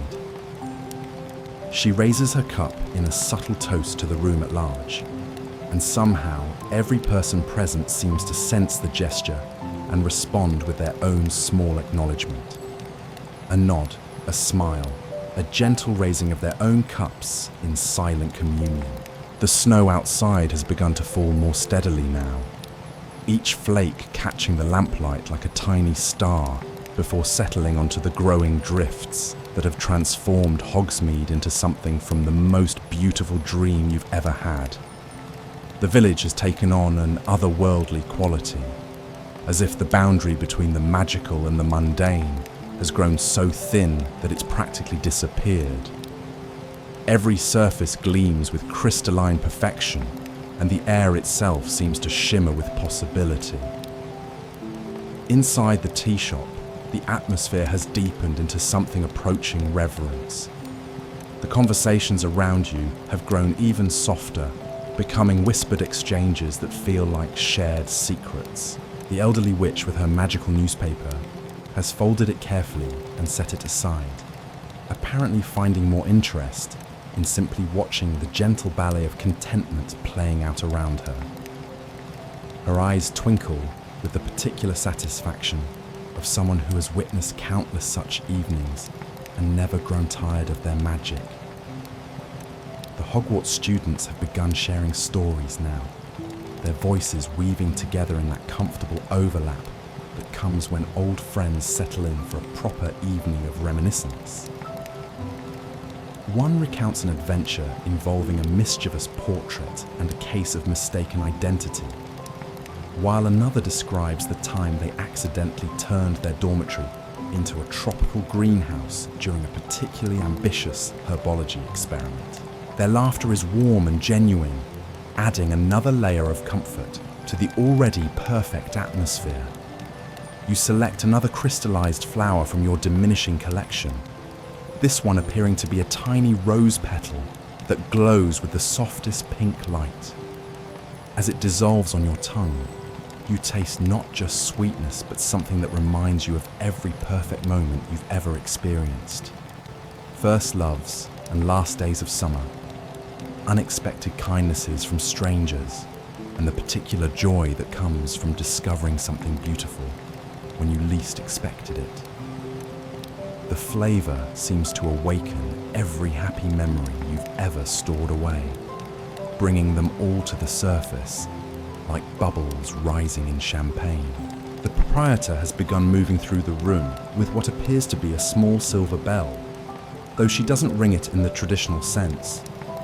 Instead, she simply holds it near each table, and somehow the bell produces the most delicate chiming sound all on its own, as if responding to the contentment of the people nearby.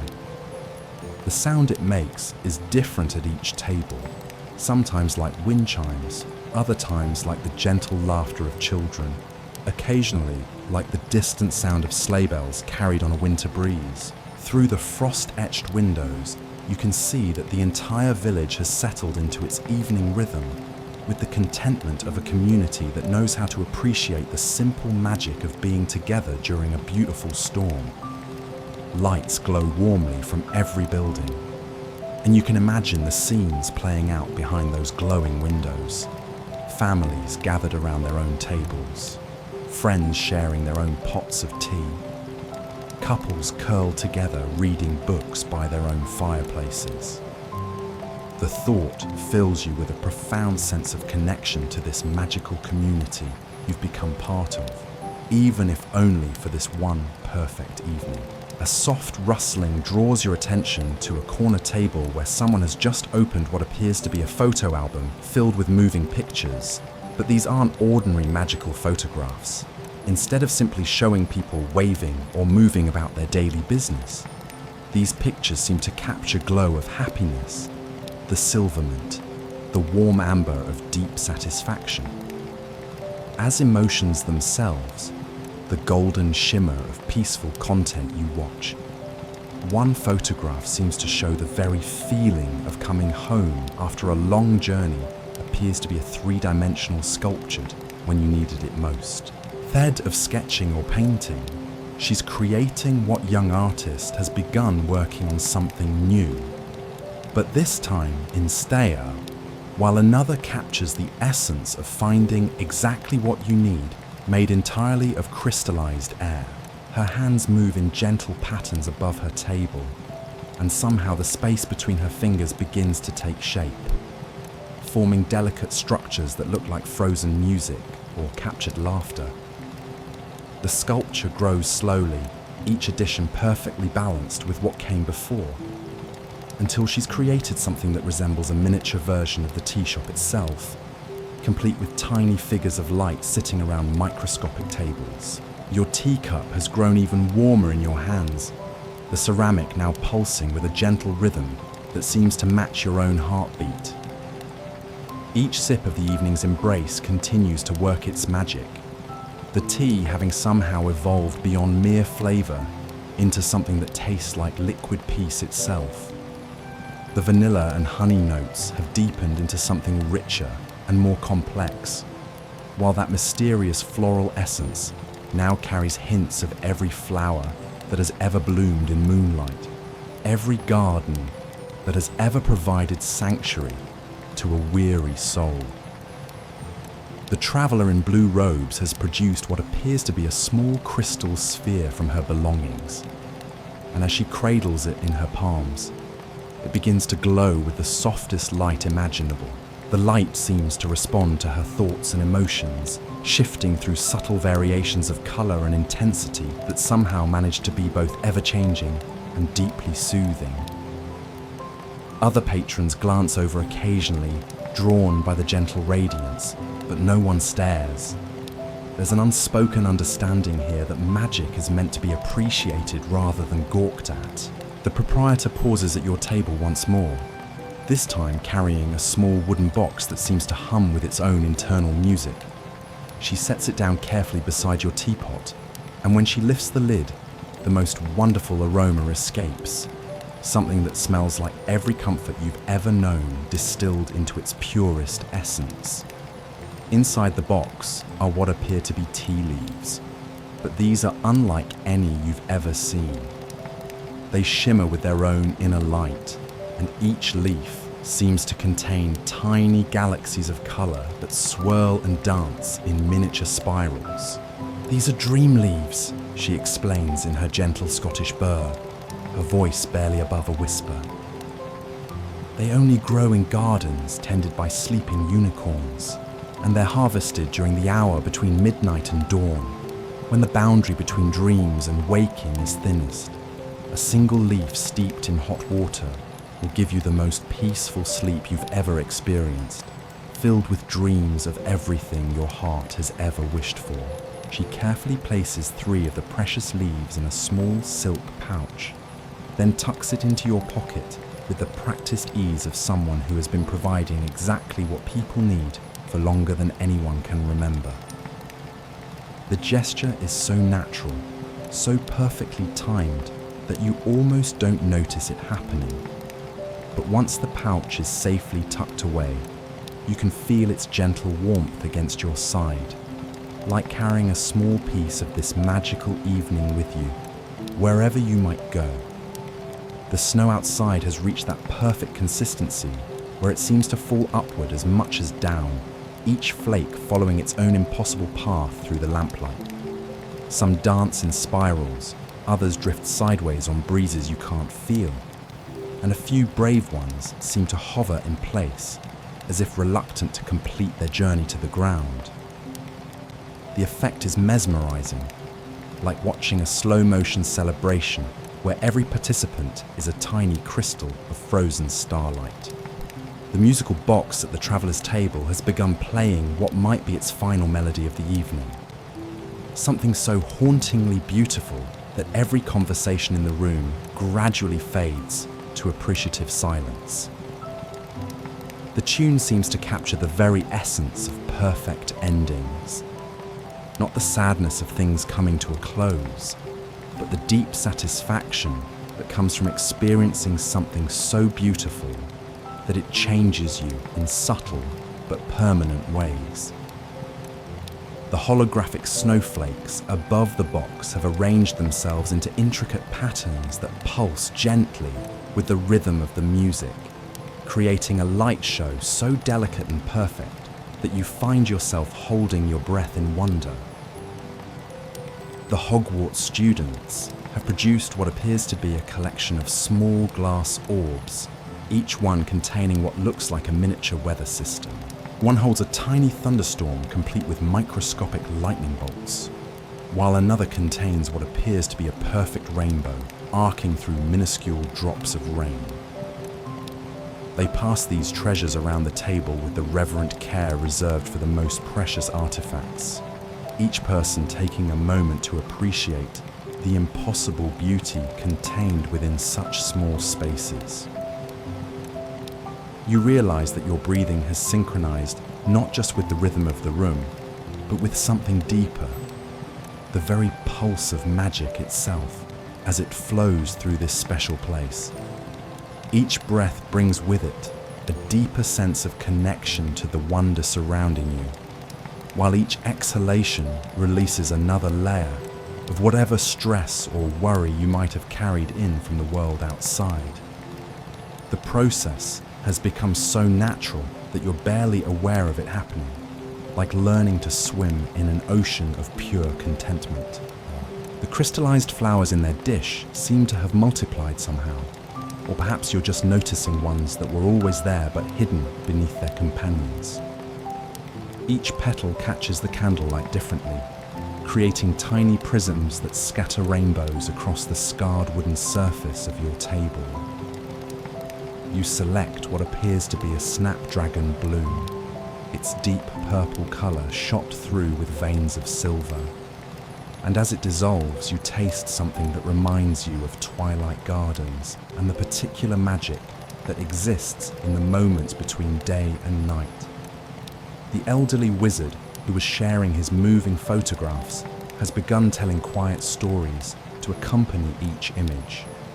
His voice so gentle that you have to strain to catch the words. He borealis dances every night, of forests, speaks of distant lands where the aurora, where the trees sing lullabies to help lost travelers find their way home, of mountains that change color with the seasons, not because of vegetation, but because they're actually alive and dreaming in geological time. His stories seem to seep into the very air of the tea shop, adding another layer of wonder to an already magical atmosphere. The proprietor has settled herself at the counter with what appears to be a final project for the evening. A small loom on which she's weaving what looks like captured moonlight into a delicate scarf. The threads she works with seem to be made of crystallized air and liquid starlight. And as she weaves, the fabric takes on a luminescence that's both ethereal and deeply comforting. Occasionally, she hums under her breath, and somehow her melodies become part of the weaving, creating patterns in the fabric that shift and change like visual music. Through the window, you watch as the last few hardy souls make their way through the transformed village, their footsteps muffled by the thick carpet of snow that now covers every surface. One figure pauses beneath a street lamp and looks up at the falling flakes with such obvious delight that you find yourself smiling in response. There's something deeply moving about witnessing such pure appreciation for natural beauty, such uncomplicated joy in the simple fact of snow falling on a winter evening in the most magical village in the world. The floating candles have begun to cluster more closely together, forming constellations of light that drift slowly through the air like tiny galaxies. Their flames have taken on an even warmer quality, if such a thing is possible, and the light they cast seems to have developed its own personality, playful and gentle, mischievous, but never unkind. One constellation passes directly over your table, bathing you in golden radiance that feels like being blessed by a gathering of benevolent stars. The young artist has completed her sculpture of crystallized air, and the result is so beautiful it makes your chest tighten with emotion.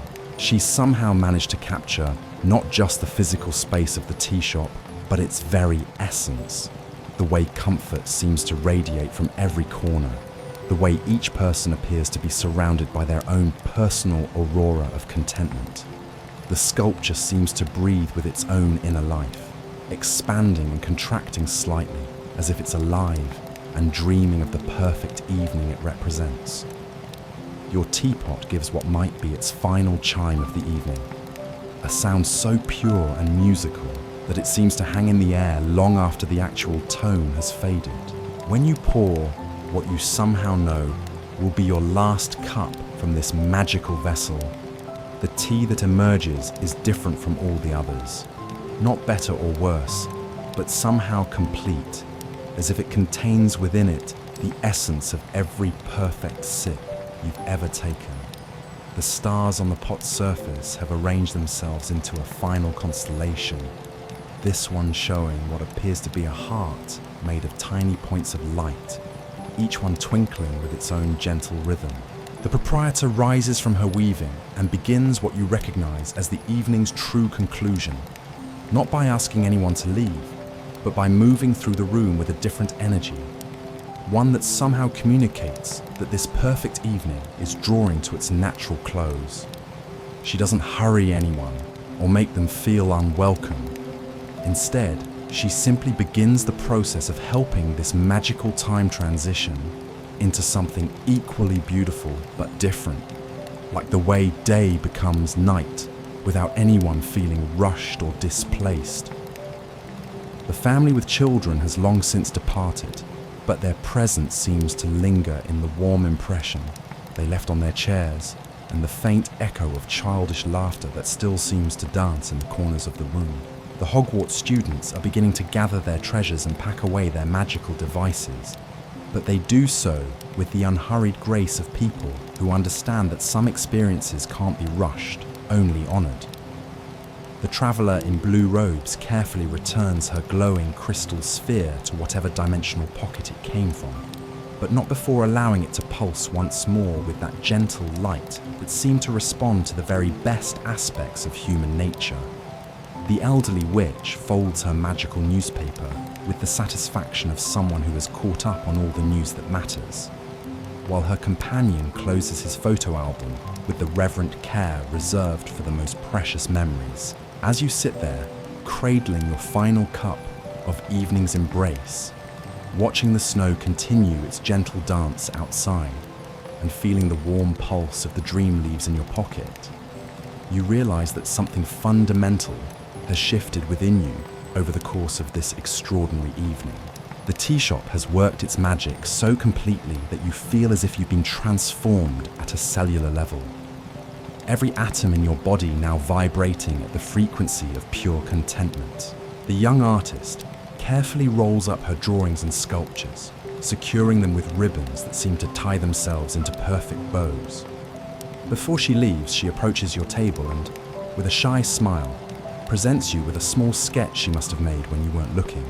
It shows you as you appeared tonight, not just your physical form, but somehow the very essence of peace and wonder that this place awakened within you. In the drawing, you're surrounded by a gentle aura of golden light, and your expression captures something you've never seen in your own face before. The look of someone who has found exactly what they didn't even know they were searching for. The proprietor makes her way to your table one final time, carrying not a bill or any expectation of payment. Magic unfold exactly as it wastes of someone who has spent the evening watching but simply her own presence, and the warm meant to. She places a gentle, that simple touch you feel gratitude, blessing hand on your shoulder and in, and the promise that this place will always exist for those who need it most. The snow's getting quite, whether they can find it again or not.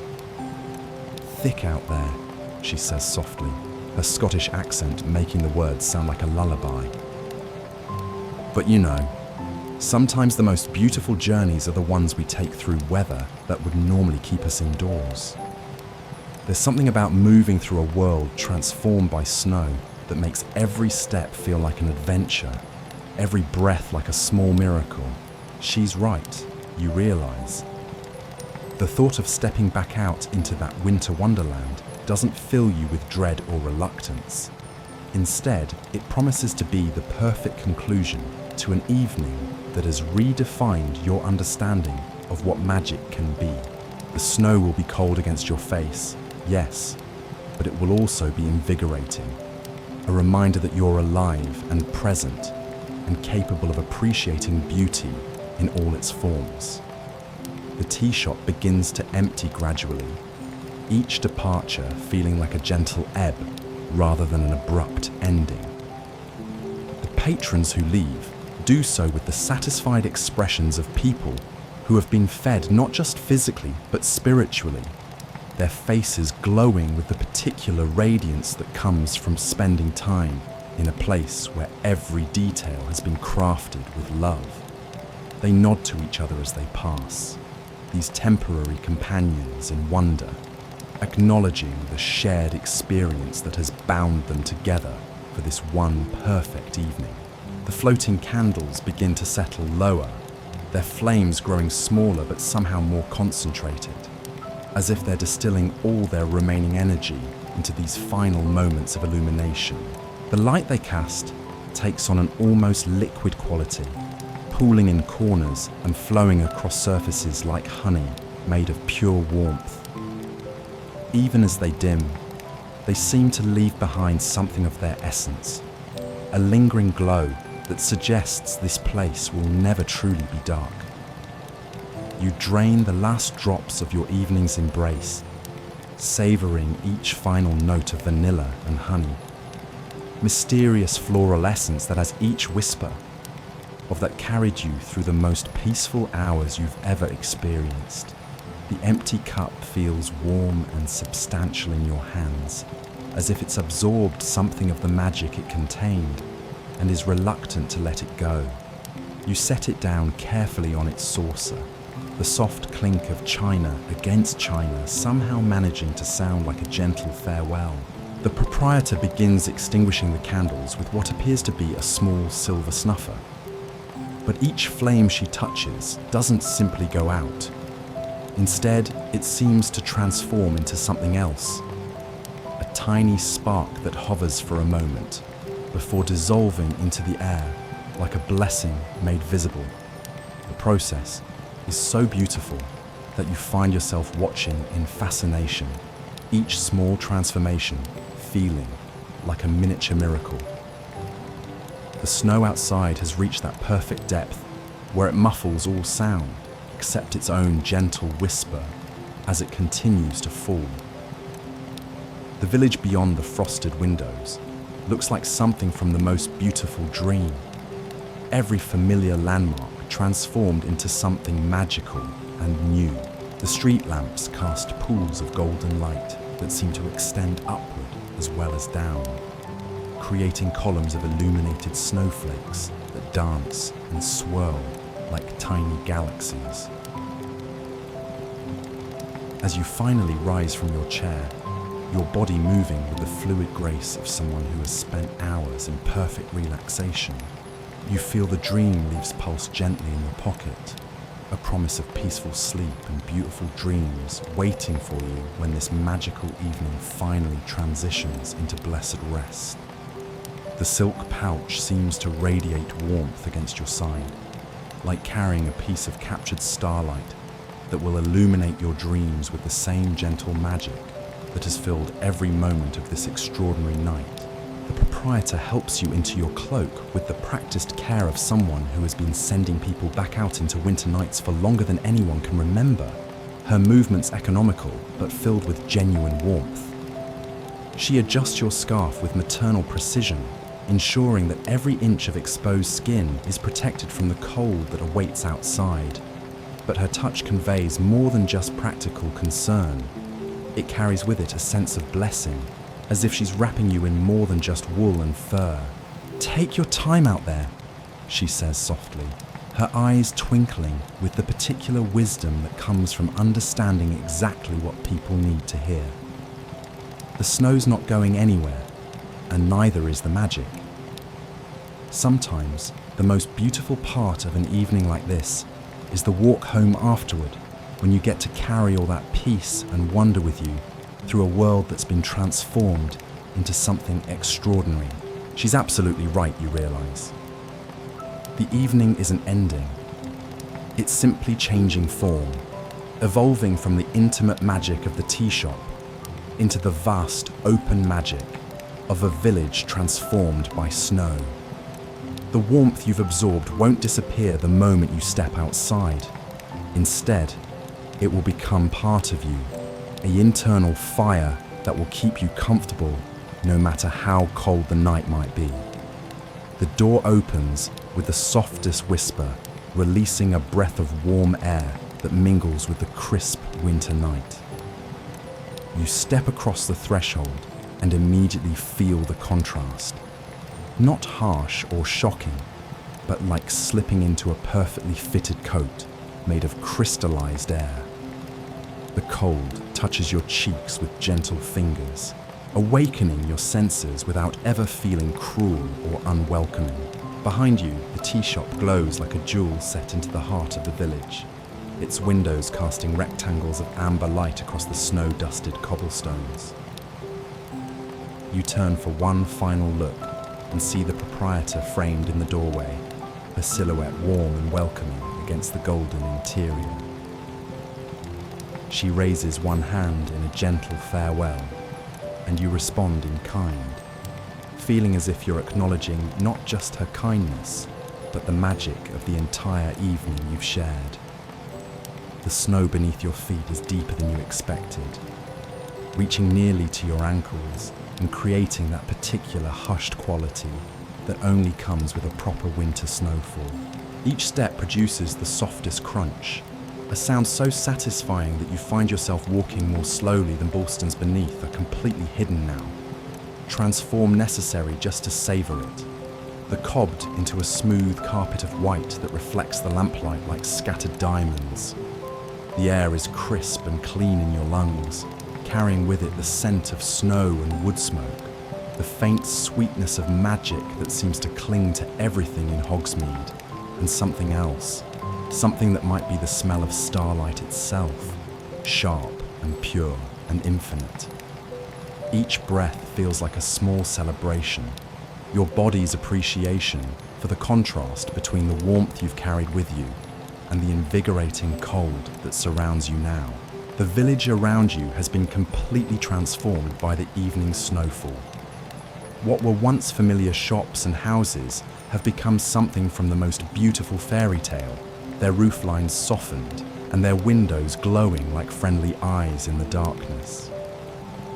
The three broomsticks are crossing gently in the breeze, and its windows for the way looks particularly inviting. Its signs swagged with the breath of patrons still gathered inside, their silhouettes moving in comfortable patterns of conversation and companionship. You begin walking, not toward any particular destination, but simply for the joy of moving through this transformed world. Your footsteps create the first marks in the fresh snow along this section of street. And there's something deeply satisfying about being the one to break this pristine surface, like writing the first line in a blank journal or painting the first stroke across an empty canvas. The street lamps cast their pools of golden light at regular intervals, each one creating its own small theatre where snowflakes perform their endless dance. Some flakes fall straight and true, Others spiral in complex patterns that seem choreographed by invisible hands. A few particularly adventurous ones drift sideways on breezes you can't feel, while others hover in place as if reluctant to complete their journey to the ground. As you walk, you become aware of the sounds of the village settling into its evening rhythm. Owing windows comes the soft from behind gel murmur of conversations, the gentle clink of dishes being cleared, the occasional burst of warm laughter. Somewhere, a clock chimes the hour, its tone muffled by the snow, but still carrying clearly through the crisp air. A cat appears from an alleyway, picks its way delicately across the snow-covered street, and disappears again with the fluid grace of something perfectly adapted to this winter wonderland. The dream leaves in your pocket pulse with gentle warmth, reminding you of their presence without ever becoming intrusive. They seem to respond to your contentment, growing slightly warmer when you pause to appreciate a particularly beautiful view, or when you catch a whiff of wood smoke that reminds you of the tea shop's perfect atmosphere. It's as if they're absorbing the magic of this evening walk, preparing to weave it into whatever dreams they might bring you later. You pass Zonko's joke shop, its windows still lit despite the late hour, displaying an array of magical pranks and novelties that seem to move and shift when you're not looking directly at them. A few whizzing worms have escaped their display case and are writing messages in the frost on the window, good evening and sweet dreams, and magic is everywhere, in scripts that sparkle briefly before fading back into ordinary ice crystals. The post office next door has an owl perched in its window, a magnificent barn owl whose feathers seem to glow silver in the lamplight. It watches you pass with intelligent amber eyes, and you coo in acknowledgement of your presence. Perhaps swear it nods slightly. It's one of the owls that delivered letters earlier in the evening, now taking a well-deserved rest before making its journey back to Hogwarts, or to whatever distant location awaits its services. Honeydukes sits quiet and dark, but the sweet scents still emanating from its walls suggest that magical confections don't simply stop being magical just because the shop has closed. You can smell chocolate and peppermint, cinnamon and honey, and underneath it all that indefinable something that makes magical sweets different from their mundane counterparts. A sparkle in the air, a sense of possibilities that ordinary candy simply can't provide. As you continue your leisurely stroll, you notice other figures moving through the village, each one seeming to understand that this is an evening for appreciation rather than urgency. A couple walks arm in arm ahead of you, stopping frequently to admire the way the snow has transformed familiar landmarks into something extraordinary. Their quiet conversation creates little puffs of vapor in the cold air, and their footsteps make a gentle rhythm that harmonizes perfectly with your own. An elderly wizard emerges from a side street, his long beard decorated with snowflakes like tiny ornaments. He carries a staff topped with a crystal that glows with soft blue light, illuminating his path while adding to the magical ambience of the evening. As he passes, he tips his pointed hat in greeting, and you respond with a nod and a smile that feels as natural as breathing. The snow continues to fall with that perfect consistency that suggests it might continue all night, each flake adding to the growing transformation of the village. You can see how the familiar shapes of doorways and windowsills are becoming softer, rounder, more organic under their accumulating burden of white. The effect is like watching the world being rewritten by invisible hands. Each falling snowflake, a tiny edit that makes everything more beautiful than it was before. You pause at a small bridge that crosses one of the streams running through the village, now frozen into silence but still visible as a dark ribbon beneath its covering of snow and ice. The bridge's stone railings have become sculptures of white, and icicles hang from its underside like frozen music made visible. You lean against the rail for a moment, feeling the cold stone through your gloves and listening to the profound quiet that only comes with heavy snowfall. From somewhere in the distance comes the sound of sleigh bells, faint and musical, growing gradually closer. Soon you can make out the shape of a sleigh drawn by what appear to be reindeer, though these are clearly magical creatures. Their antlers seem to be made of crystallized starlight, and their breath creates clouds of silver vapor that sparkle in the lamplight. The sleigh itself is elegant and old-fashioned, its wooden sides carved with intricate patterns that seem to move and shift as it passes. The driver, bundled in furs and scarves until only his eyes are visible, raises one mittened hand in greeting as the sleigh glides silently past.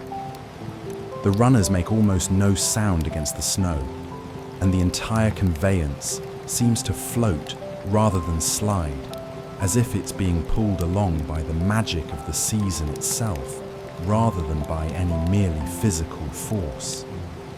The reindeer's bells create a melody that lingers in the air long after they've disappeared around a corner, a song that speaks of winter journeys and magical destinations waiting just beyond the next hill. You continue walking, your path meandering through streets you've never explored before. The snow has made everything look different, creating new landmarks and hiding familiar ones, so that even someone who knew Hogsmeade perfectly would find surprises around every corner tonight. You discover a small square you hadn't noticed before, centered around what appears to be a fountain that has been transformed into an ice sculpture of extraordinary beauty. The fountain's water has frozen mid-spray, creating delicate arcs and spirals of ice that catch the light from surrounding lamps and throw it back in prismatic displays. The base is decorated with what look like frozen fish and water plants, all carved with such skill that they seem ready to come to life the moment the ice melts. Snow has settled on every surface, adding another layer of artistry to what was already a masterpiece of accidental sculpture. Around the square, several small shops display their wares in windows that glow with warm invitation. There's a bookshop whose volumes seem to rearrange themselves when you're not looking directly at them. A tiny apothecary whose bottles contain swirling mists and colours that don't exist in nature, and what appears to be a shop specialising in magical instruments. You can see the gleam of silver flutes and the warm wood of enchanted violins through the frost-touched glass. A small cafe sits in one corner of the square, its windows glowing with candlelight and its door occasionally opening to release patrons who move with the satisfied contentment of people who have just shared perfect hot chocolate and intimate conversation. The scent that escapes each time the door opens is intoxicating.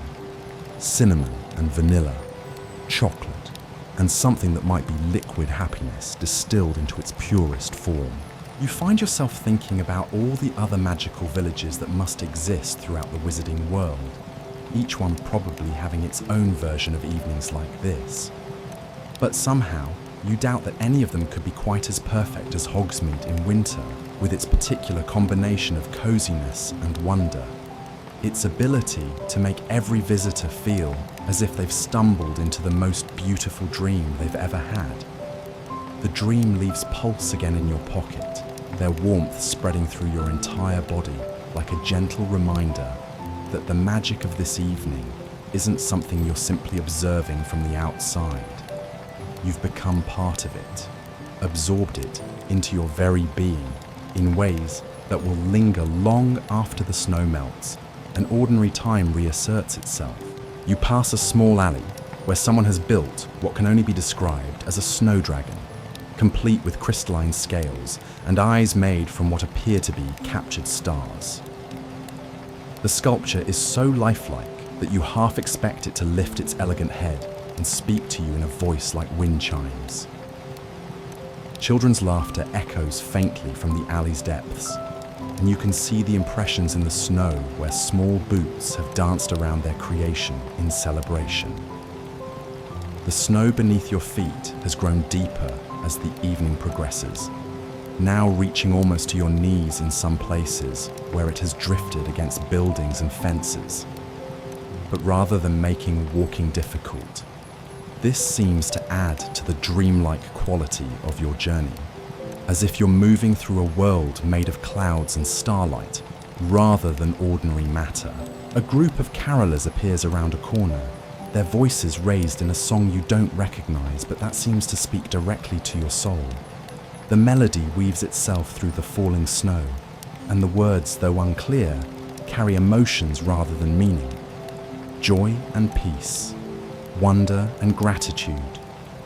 The particular magic that comes from voices raised together in celebration of something beautiful.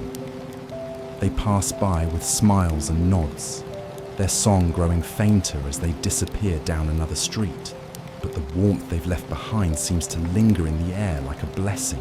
You realize that you've been walking for what might be hours, though time seems to move differently here in this snow-transformed village. The cold hasn't penetrated the warmth you carry within you. If anything, the contrast has made you more aware of the gentle fire that the evening in the tea shop kindled in your chest. Each breath of crisp air seems to fan that inner flame higher, rather than threatening to extinguish it. The street you're on now leads toward the outskirts of the village, where the buildings grow more sparse, and the landscape opens up into rolling hills that disappear into the snowy darkness. You can see Hogwarts Castle in the distance, its towers and turrets outlined against the star-filled sky, its windows glowing like earthbound constellations. The sight fills you with a complex mixture of emotions. Gratitude for the magical education that brought you to this world. Nostalgia for the adventures and friendships formed within those ancient walls. And a deep sense of belonging to something larger and more wonderful than you could have ever imagined. The path begins to curve back toward the heart of the village, and you follow it with the unhurried pace of someone who understands that the most beautiful journeys are the ones taken without any particular destination in mind. The snow continues to fall around you, each flake a tiny miracle of crystalline perfection, each one unique and precious, and absolutely perfect in its brief existence. As you walk, you find yourself thinking about all the people who must be tucked away in their warm homes throughout the village, each one probably looking out their windows at this same magical snowfall, each one perhaps remembering their own perfect evenings spent in places like the tea shop you've just left. The thought creates a sense of connection that transcends physical proximity. You're all part of the same beautiful evening, all witnesses to the same gentle magic that transforms ordinary winter nights into something extraordinary. The dream leaves seem to understand that your evening walk is drawing toward its natural conclusion. Their warmth has become more pronounced, creating a gentle drowsiness that doesn't make you want to hurry, but rather makes you appreciate each remaining moment even more intensely. Soon, you know, you'll find your way back to whatever warm bed awaits you, and these magical leaves will help ease you into the most peaceful sleep you've ever experienced, filled with dreams of snow-covered villages and perfect cups of tea, of floating candles and crystallized flowers that taste like happiness itself. But for now, you continue walking through this winter wonderland, your footsteps creating a gentle rhythm in the snow, your breath forming small clouds that dissipate into the crystalline air, your heart full of gratitude for stumbling upon exactly what your soul needed most on this perfect evening in the most magical village in all the wizarding world. The snow crunches softly beneath your boots as you make your way along what appears to be a path leading toward the village's edge, though the familiar landmarks have been so transformed by the accumulating white that you're navigating more by instinct than by sight. Each step forward feels like a small act of faith trusting that the ground will hold you as you move through this landscape that seems to exist somewhere between dream and reality. A soft glow catches your attention from behind a cluster of snow-laden trees, and as you approach, you discover what appears to be a small grove where someone has strung tiny lights among the branches. The lights aren't harsh or electric. Instead, they pulse with the gentle rhythm of captured fireflies, each one casting just enough illumination to reveal the delicate tracery of snow-covered branches and the perfect silence that exists in spaces protected from wind and weather. In the center of this illuminated grove stands what might once have been a gazebo, though the snow has transformed it into something far more magical. Its wooden frame has become a skeleton for an intricate sculpture of ice and snow, each beam and post wrapped in crystalline formations that seem to have grown naturally from the winter air itself. Icicles hang from the roof like a curtain of frozen music, and the floor is carpeted with snow so pristine it looks as if no foot has ever disturbed its perfect surface. You step carefully into this natural sanctuary, feeling the profound quiet settle around you like a living thing. The falling snow seems gentler here, protected by the canopy of branches, each flake drifting down with the leisure of something that knows it has all the time in the world to find its perfect resting place. The lights strung through the trees create pools of warm golden radiance that make the space feel intimate and sacred, like a chapel made entirely of winter and wonder. The silence here is so complete that you can hear the individual snowflakes landing, tiny whispers of sound that seem to accumulate into something almost musical. Your breathing appears to have synchronized with this gentle rhythm, each inhalation bringing the crisp sweetness of snow-cleaned air, each exhalation adding its own small contribution to the clouds of vapor that drift lazily upward through the icicle curtain. The dream leaves in your pocket pulse with particular warmth here, as if responding to the magic of this hidden sanctuary. Their gentle heat spreads through your entire body, creating a cocoon of comfort that makes the cold air feel refreshing rather than harsh. You understand now why the proprietor of the tea shop chose these particular leaves for you. They're not just promising peaceful sleep, but enhancing your ability to appreciate every moment of magic that this extraordinary evening continues to offer. A movement in your peripheral vision catches your attention, and you turn to see a small creature making its way through the grove. It appears to be a fox, but one unlike any you've seen in the mundane world. Its fur seems to be made of crystallized moonlight, each strand catching and reflecting the tiny lights until the animal appears to glow from within. It moves with the fluid grace of something perfectly adapted to this winter wonderland, its paws leaving prints in the snow that sparkle briefly before fading back to ordinary white. The fox pauses at the edge of the gazebo and regards you with intelligent amber eyes that seem far too knowing for any ordinary animal. For a moment, you exist in perfect communion, two beings sharing this magical space, neither threatening nor threatened, simply present in the wonder of the moment. Then the creature dips its elegant head in what can only be described as a bow, turns and disappears into the snowy darkness beyond the grove's protective circle of light. You remain in the gazebo for what might be minutes or hours. Time has become fluid here, measured not by clocks, but by the accumulation of perfect moments.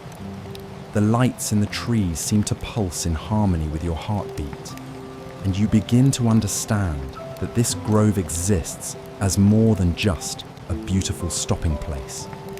It's a threshold, a space between the ordinary world and the realm of dreams, where the boundary between what is and what might be grows thin enough to step across without even noticing. The snow continues its gentle descent, and you watch as it begins to accumulate on your cloak and boots, each flake a tiny benediction that dissolves almost instantly against the warmth you carry within. The evening in the tea shop has changed something fundamental about your relationship with cold and darkness. Instead of things to be endured or escaped from, they've become partners in the creation of beauty. Necessary contrasts that make warmth and light feel like miracles rather than mere conveniences. A distant sound reaches you through the crystalline air. The soft chiming of bells, though whether they're church bells marking another hour or sleigh bells from some magical conveyance, you cannot tell.